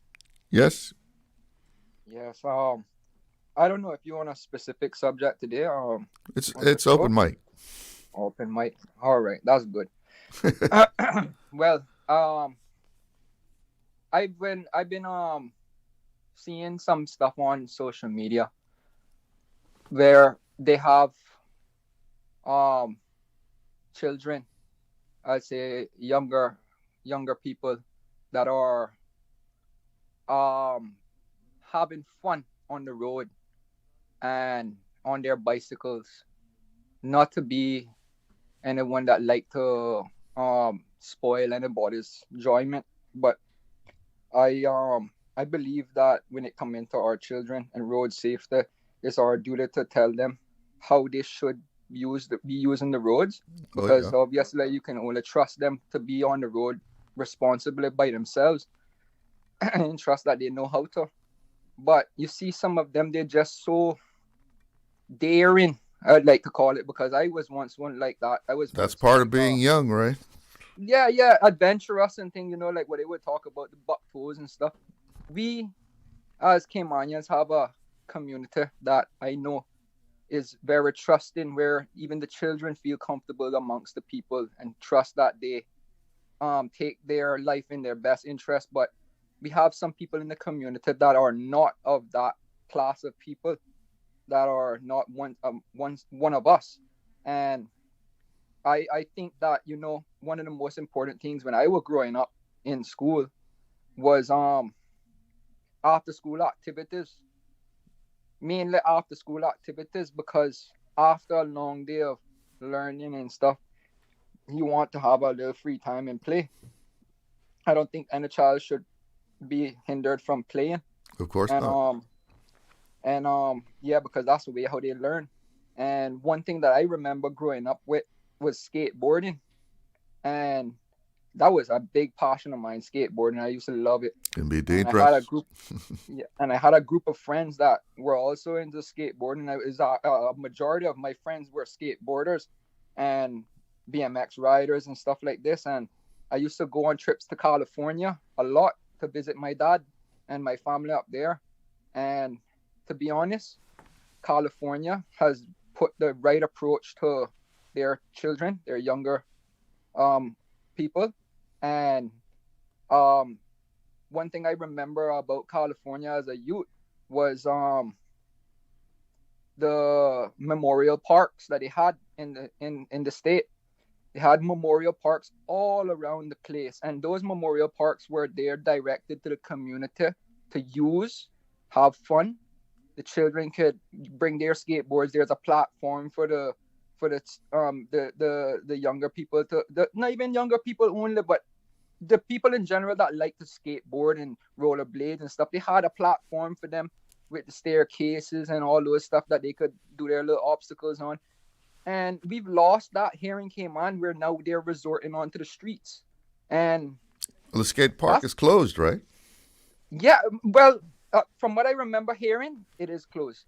And they're not even inviting the Caymanian people to negotiate if they want to keep it open or not. I don't understand why spend the millions of dollars on the park, because that was the biggest in the world, in the hemisphere where we are. That was the biggest in the Caribbean. I don't know if the world. I've heard it say it was world class. Yeah. Yeah, and I've met a lot of professional skateboarders, which I was very much inspired by, and I still keep them up into my mind, where I be like, the bravery that they go through. I mean, it doesn't necessarily every hero have to be a lawyer, every hero have to be a judge. They have people that literally do not have as much education as those people are, and then still yet more successful morally. So I think that we're detaching from the community by starting with our children. And I think we need to put it back into place with the education system that we're supposed to have now, the new government. We should think about more after school programs funded by the government. Recreational stuff, you mean? Yes. Because I know a lot of young people used to go to the skate park. A lot. I could tell you, it used to be almost every single school in the Cayman Islands involved in that. I could tell you from ages of like 3-4 years old, they're in their rollerblading or a skateboard, up to when they're up in the age of 50s. So I don't see any reason.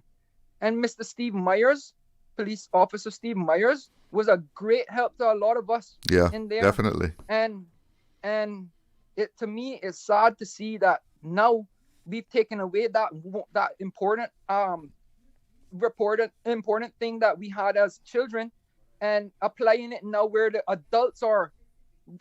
I don't know if they're annoyed of seeing children having fun outside of these areas, now that they can see them more, that they're away from these areas that they should have kept, and now they're on the streets and causing probably danger to their lives, because even to the idle hands that the devil has worked for, they have the children in the community, the parks, and I'm talking about the parks, like, you know, where you have the swings and slides and stuff, and they're doing rebellious things in the parks, in the community parks, like lighting fireworks in the bathrooms and stuff like this. Those things are a big hazard, and it causes expenses for damages on our facilities.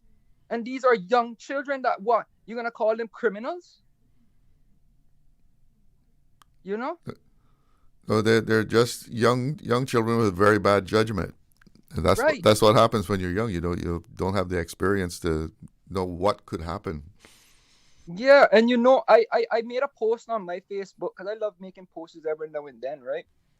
The children need back their heroes that they had. Children need heroes, really and truly, and that heroes is as small as like the DARE program that they had.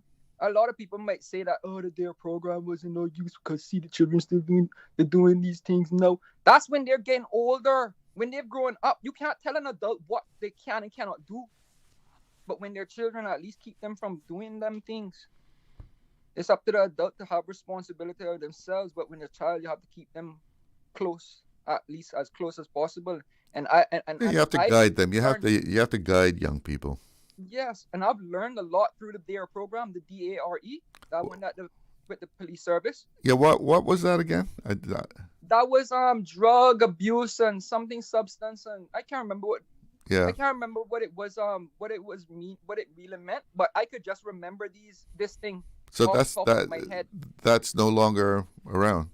I don't think it's no longer it's anymore around, and they have the officers that are willing to do that. I'm pretty sure that they feel left out of duty. I've talked to some people because I love to talk. I love to talk and dialogue with people, and I can tell you one thing that I've noticed is that they have been taken away responsibilities that they cared about. The responsibility has been taken away from them. I remember Mr. PC Harvey and those guys that they used to be like, this is when I was in primary school, and where are they now? Well, it's a shame if those sort of programs with the police and the community has fallen to the side. I mean, and it establishes a good relationship with young people and the police also. Right, and that'll encourage them to be less rebellious when they get older if they feel like they are protected in a friendship with these officers, their community officers that are out there really genuinely care about the children, but they're limited to what they can do.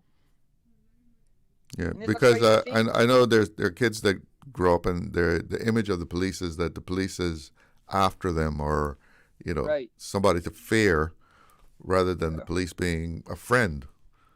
Yeah. But the kind of programs that you're talking about, you establish that positive relationship. Yeah, like a trust. Like you bring in exactly. some trust and they can grow up to know what is right and wrong. I knew what was right and wrong when I was in school. People might think about what I'm doing right now as something wrong. In my opinion, it helping me. But when I was younger, it didn't cross my mind.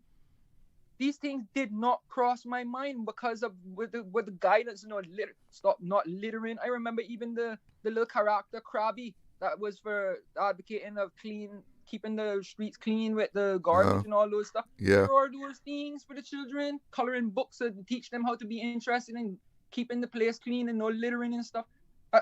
I would love to see these things get back into the school, and let's get back to the basics, what we need to do. It can't be about all this $1 million project and bring in a few more people to teach us how to do things. No, we already know. We're not exercising. Take care of the kids, right? Yes. Well, listen, I'm coming up on the news, so I have to say goodbye to you. Yes, but thank you so much for the call. Good food for thought there. Yes. All right. Have a good afternoon. It's 2:00. Let's see what's happening news-wise. Information, entertainment, inspiration. Covering Grand Cayman, Little Cayman, Cayman Brac. Since 1976 till now. Radio Cayman in the Cayman Islands. From Radio Cayman's newsroom, this is Headlines. The Headline News is brought to you by Kirk Market. With a look at your latest headlines, I'm Jevi Ebanks. The National Roads Authority is doing nighttime paving works on Shamrock Road by Savannah Grand in Savannah between 9 p.m. and 4 a.m. Motorists are advised to exercise caution as this area will be an active work zone.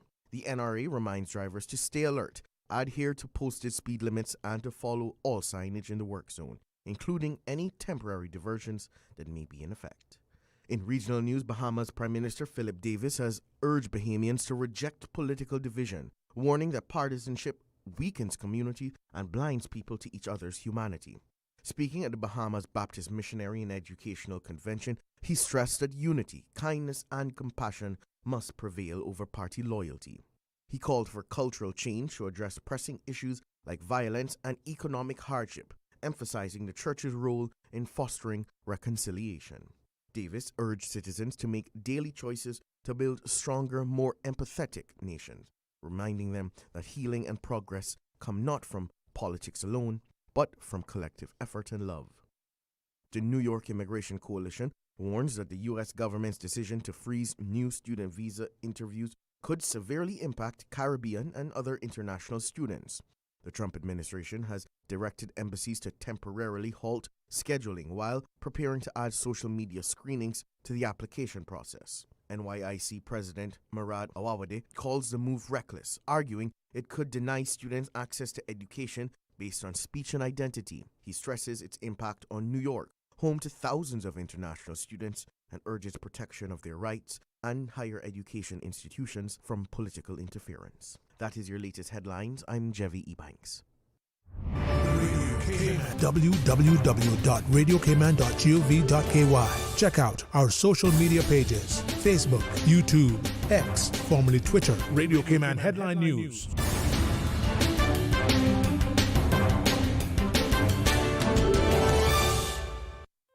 Looking for fresh, healthy food that's full of flavor?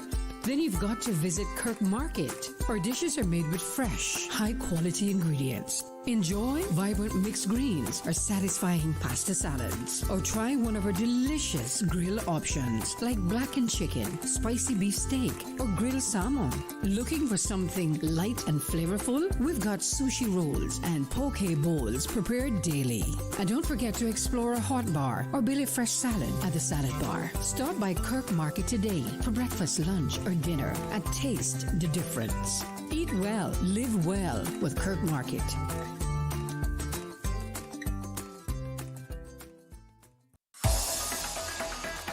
Radio Cayman's Talk Today.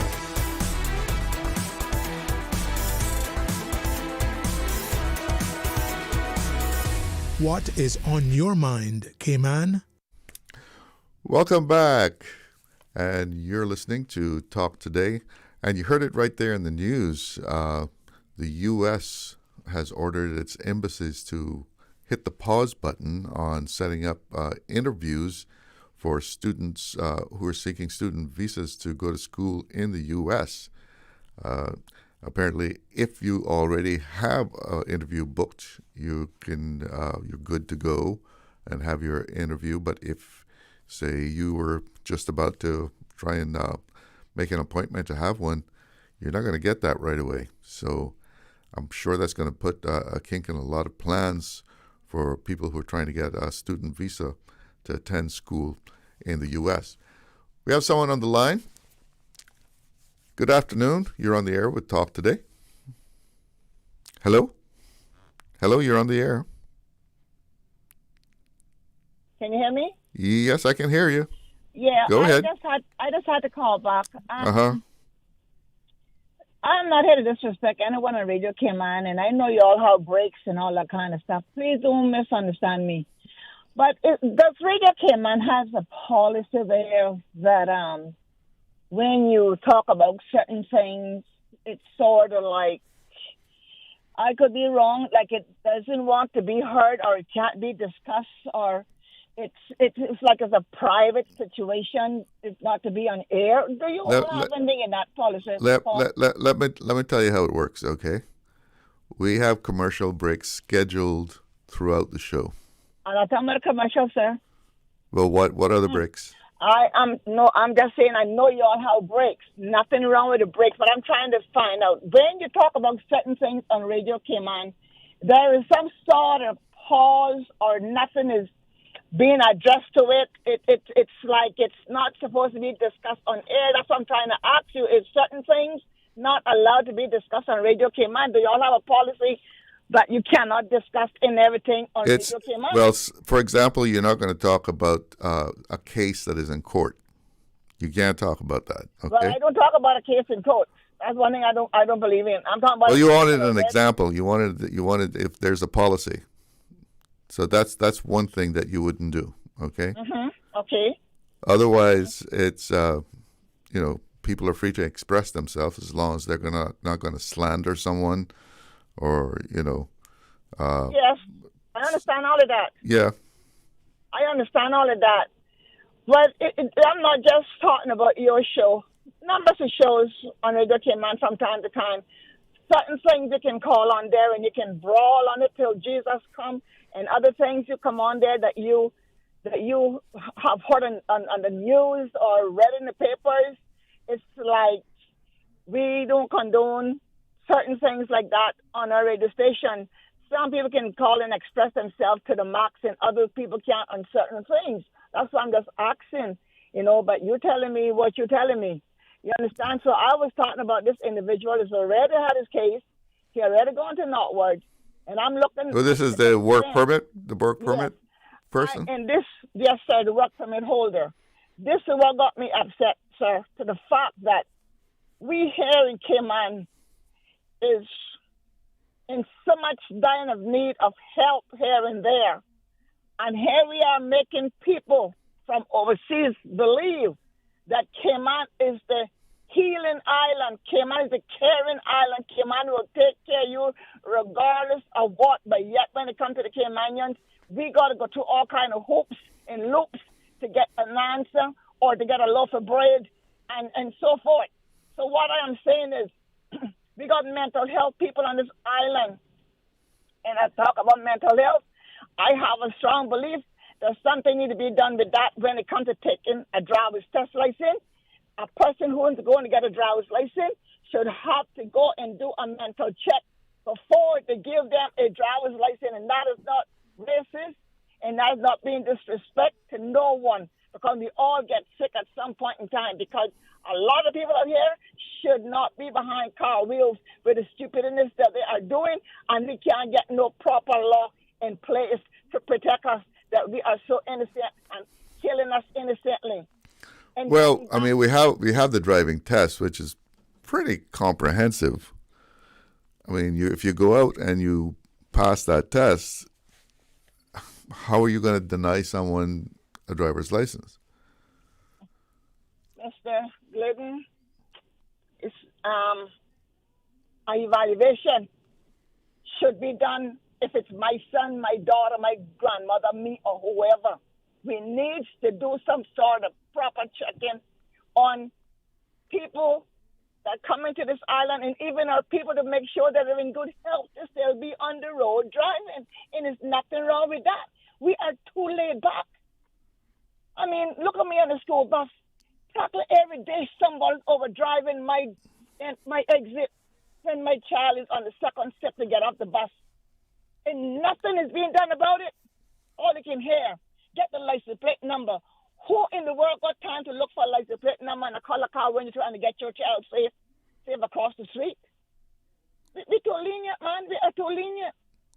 Well, I mean, a certain amount of that is policing, and it's also about education too. That people have to be educated to the fact that they must stop for the school bus. And probably have some very serious fines or loss of license for not stopping for a school bus. Exactly, I agree with you 100%. I see too much every day with my children in the school bus trying to get on and off, and the cars don't give a rat. They don't care. And where is the police? And where is the camera? It's supposed to be on the corners of the street. How do you manage to get the kids across the street if traffic is not stopping? Oh, what a time we have. I know you don't want to know that, sir. We got to go there and stand up and wave a hand down, the bus blowing their horn, and they're still going. And when three pass you, then one will decide to stop. It is not an easy job to try to get your kids across the street on a daily basis. The kids don't even have a proper bus stop. I think is it the Rotary or whoever have these little bus stops out there. I mean, these little shelters on the side of the road. The Rotary, yeah. But that's not even for school. I mean, they're not even for school. Look at all of this new roads that we just made here and there, and nothing was implemented for a bus stop for our children in the rain or sunshine. Nothing.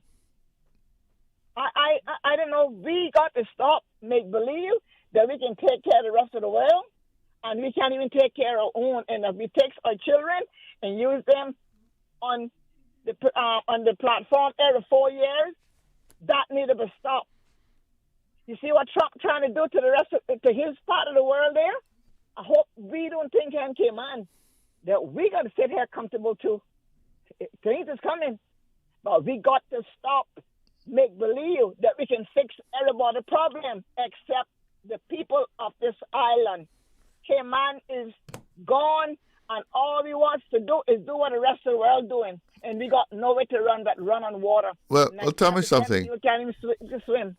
Tell me something. Getting back to the problem of drivers not stopping for the school bus, which is a very serious thing because it's little children. Mm-hmm.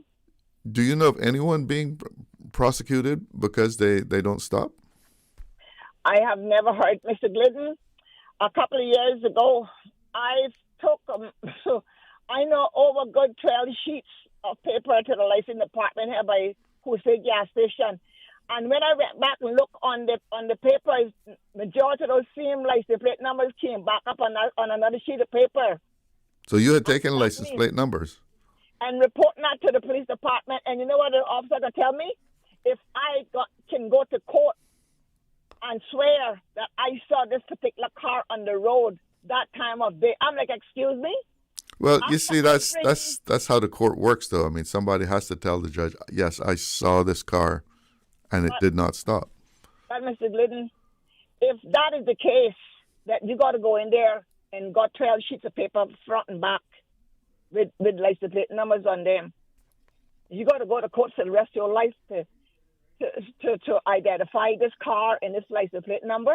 There should be something in the law for that. Believe. Why would a warden or a driver come and tell them wrong information? They need to start believing. Well, it's the way our court system works. I mean, somebody has to, say, I saw it. Well, you know what, Mr. Glidden? We will never, ever come up above the high level again. If this is the mentality that all of this that we got in the law and nothing is working for us, and they're refusing to change things to make things better.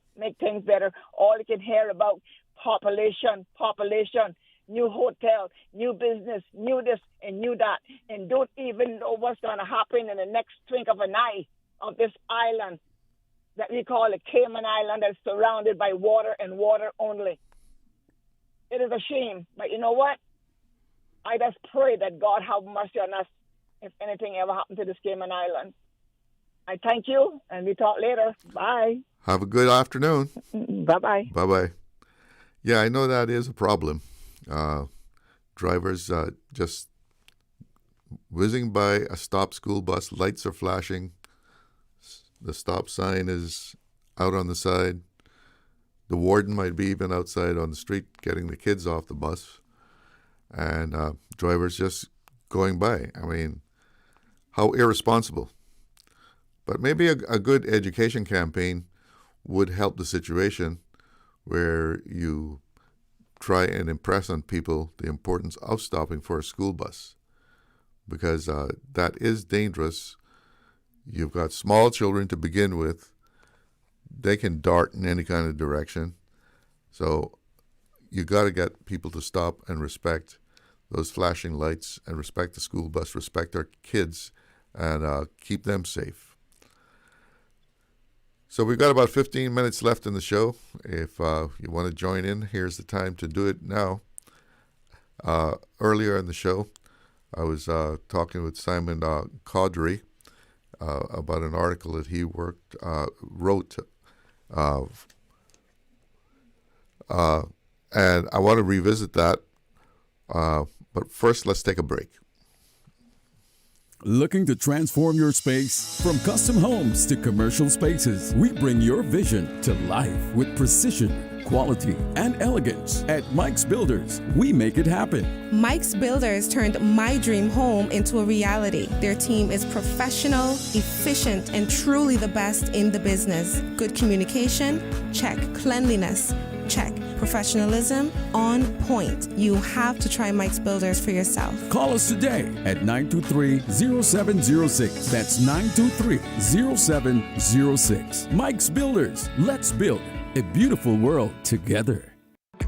Shipping to the Cayman Islands is fast, reliable, and seamless thanks to Cayman Airways Cargo. Need it faster than ocean freight? Cayman Airways Cargo offers multiple cargo flights to Grand Cayman from Miami weekly, so your packages, whether big, small, or in between, will arrive in no time. You can even use a Cayman Airways Cargo US address for your online shopping. Cayman Airways Cargo is also the only carrier providing air freight services for Cayman Brac and Little Cayman. Contact us today and see why Cayman Airways Cargo was voted as Cayman's best cargo and logistics company in the Best of Cayman Awards. For details, visit caymanairways.com/cargo. Did you know that Doctors Hospital provides urgent care services 24 hours a day, 7 days a week? And Doctors Hospital's urgent care physicians have access to the most advanced MRI and CT imaging in the Caribbean, providing reliable diagnostics when you need it most. When you need quality urgent care for an illness or injury, Doctors Hospital is here for you 24/7. Whether it's a migraine, chest or abdominal pain, shortness of breath, broken bones, or another urgent need, Doctors Hospital at the top of Walker's Road. Urgent care right now. Stay cyber secure with Cayman National. Here are a few tips that will benefit you. Ensure to log out completely when you finish any online banking activities.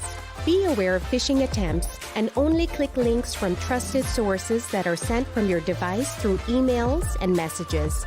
Remember, Cayman National will never ask you for your credentials.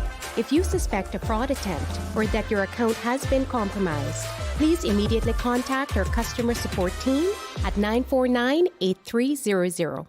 Freedom, Cayman Brac. Freedom, Little Cayman. Soft breezes, blue waters, no traffic. Unwind and rejuvenate your mind, body, and soul. Sister Island Staycations, a taste of freedom. Discover all that our sister islands have to offer.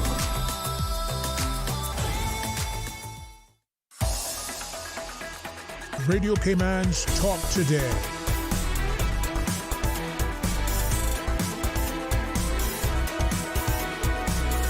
What is on your mind, Cayman?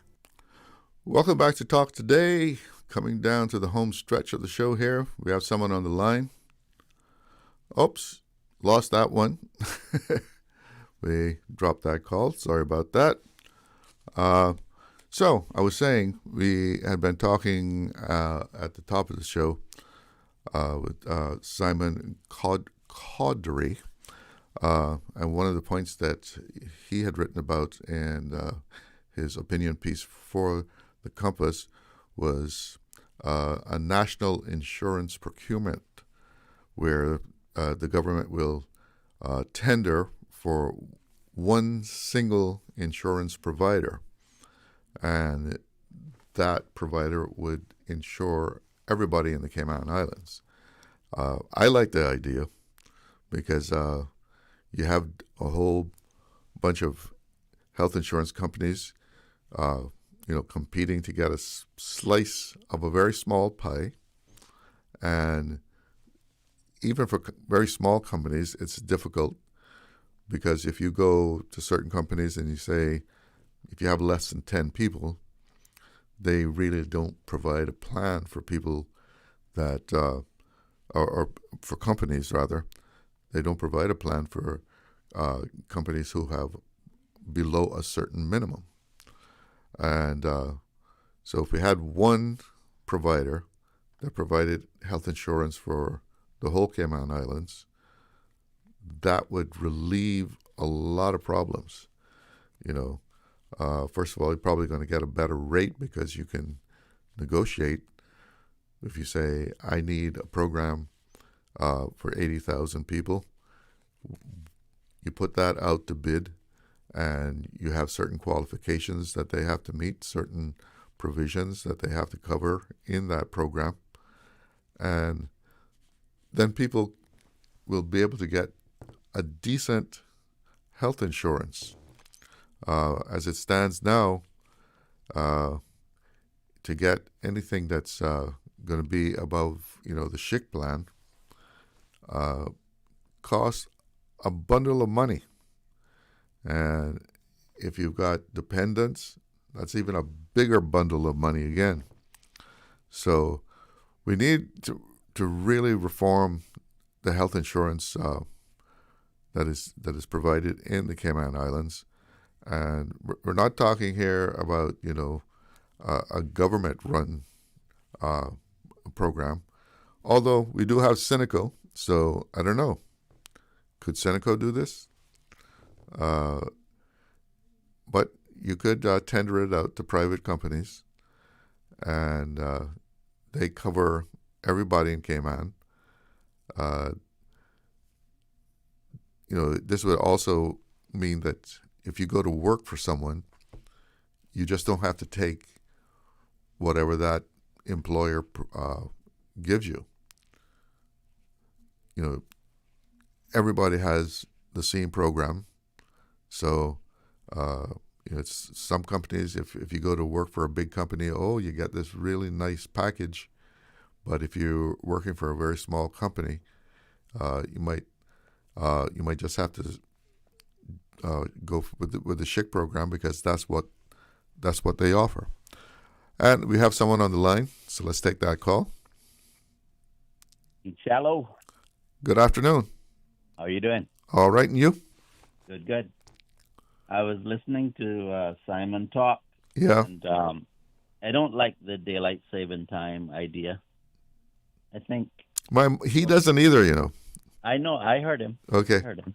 But I don't think the solution is to become like them and then hope that they change. I think the solution is to be a leader and explain to them why they're wrong.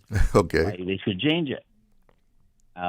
Just like you would do a drunkard or a thief, you don't join them, you encourage them away from it.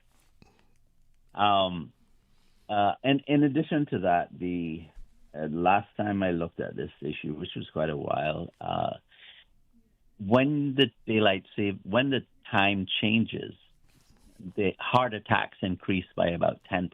Really? I'm not sure that's what we want to do. Is there a reason for that? I can't remember the rationale, but I think it has something to do with the stress and related to some people just don't adjust well to things like that. We tend to think, well, I can do it so everyone else can do it, but that's not actually true. People are different. And I think the number was about 10%. That's incredible. We have enough Caymanians dying from the experimental gene therapy shot. We don't need to add to any other things to it. Underneath what he was saying is that we need to make more money, which addresses what Patricia was trying to talk about with, she said, well, are we going to raise the minimum wage? I think what we need to do is to find a way to actually increase our income, not increase our costs. And I know that some people think of minimum wage as an income, but what he was really driving at is that we need to do better in investments. Working is great, but if you work to pay bills, you'll never stay ahead of inflation. It's just a fact. Right. So you need to have proper investments that keep you well ahead of inflation. And I think that's the bigger picture that he was driving at, although you didn't have enough time to get into more details.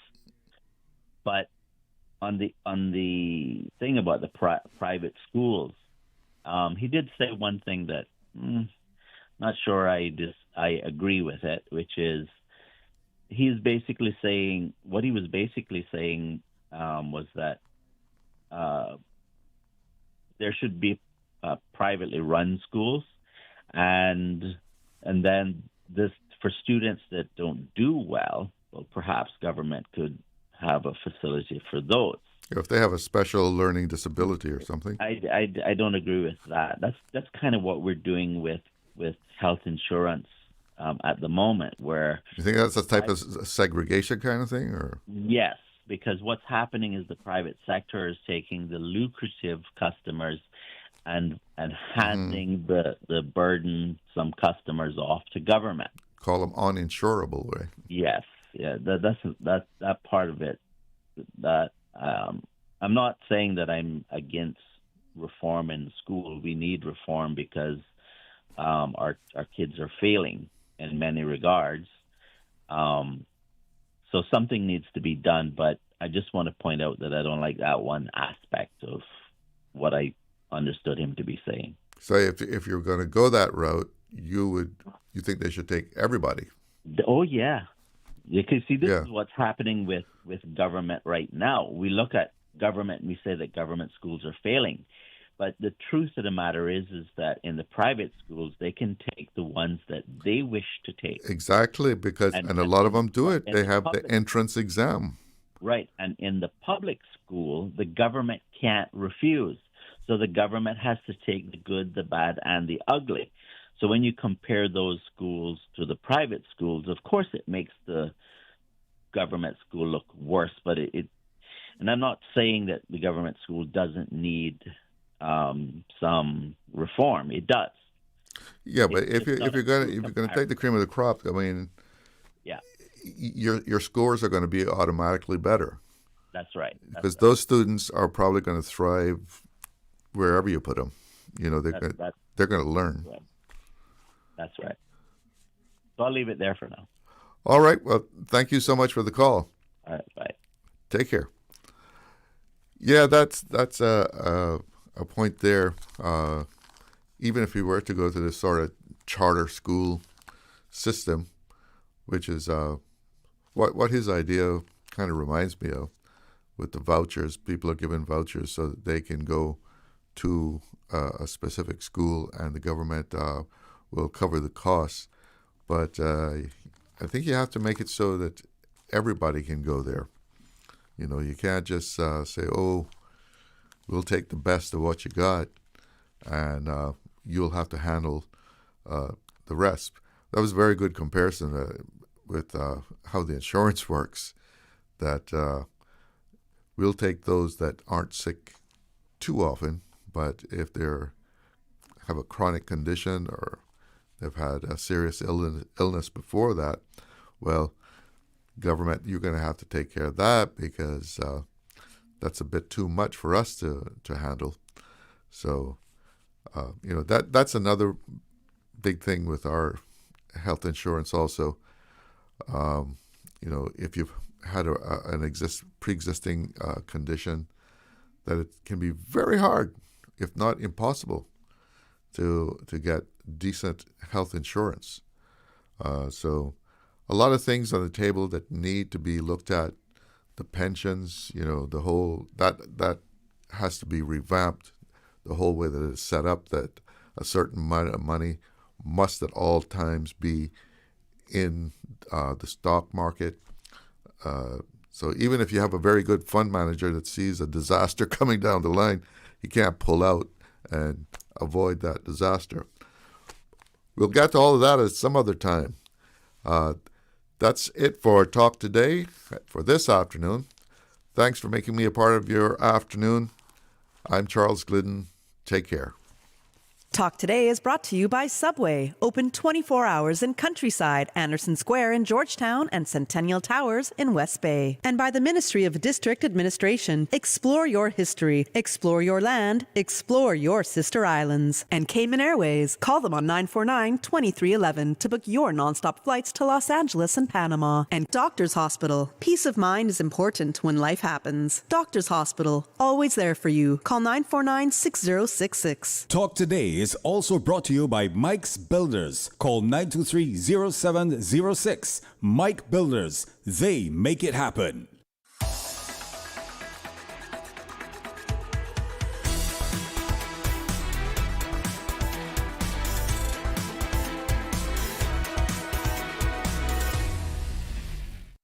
shaken yet standing firm. I was not built to break.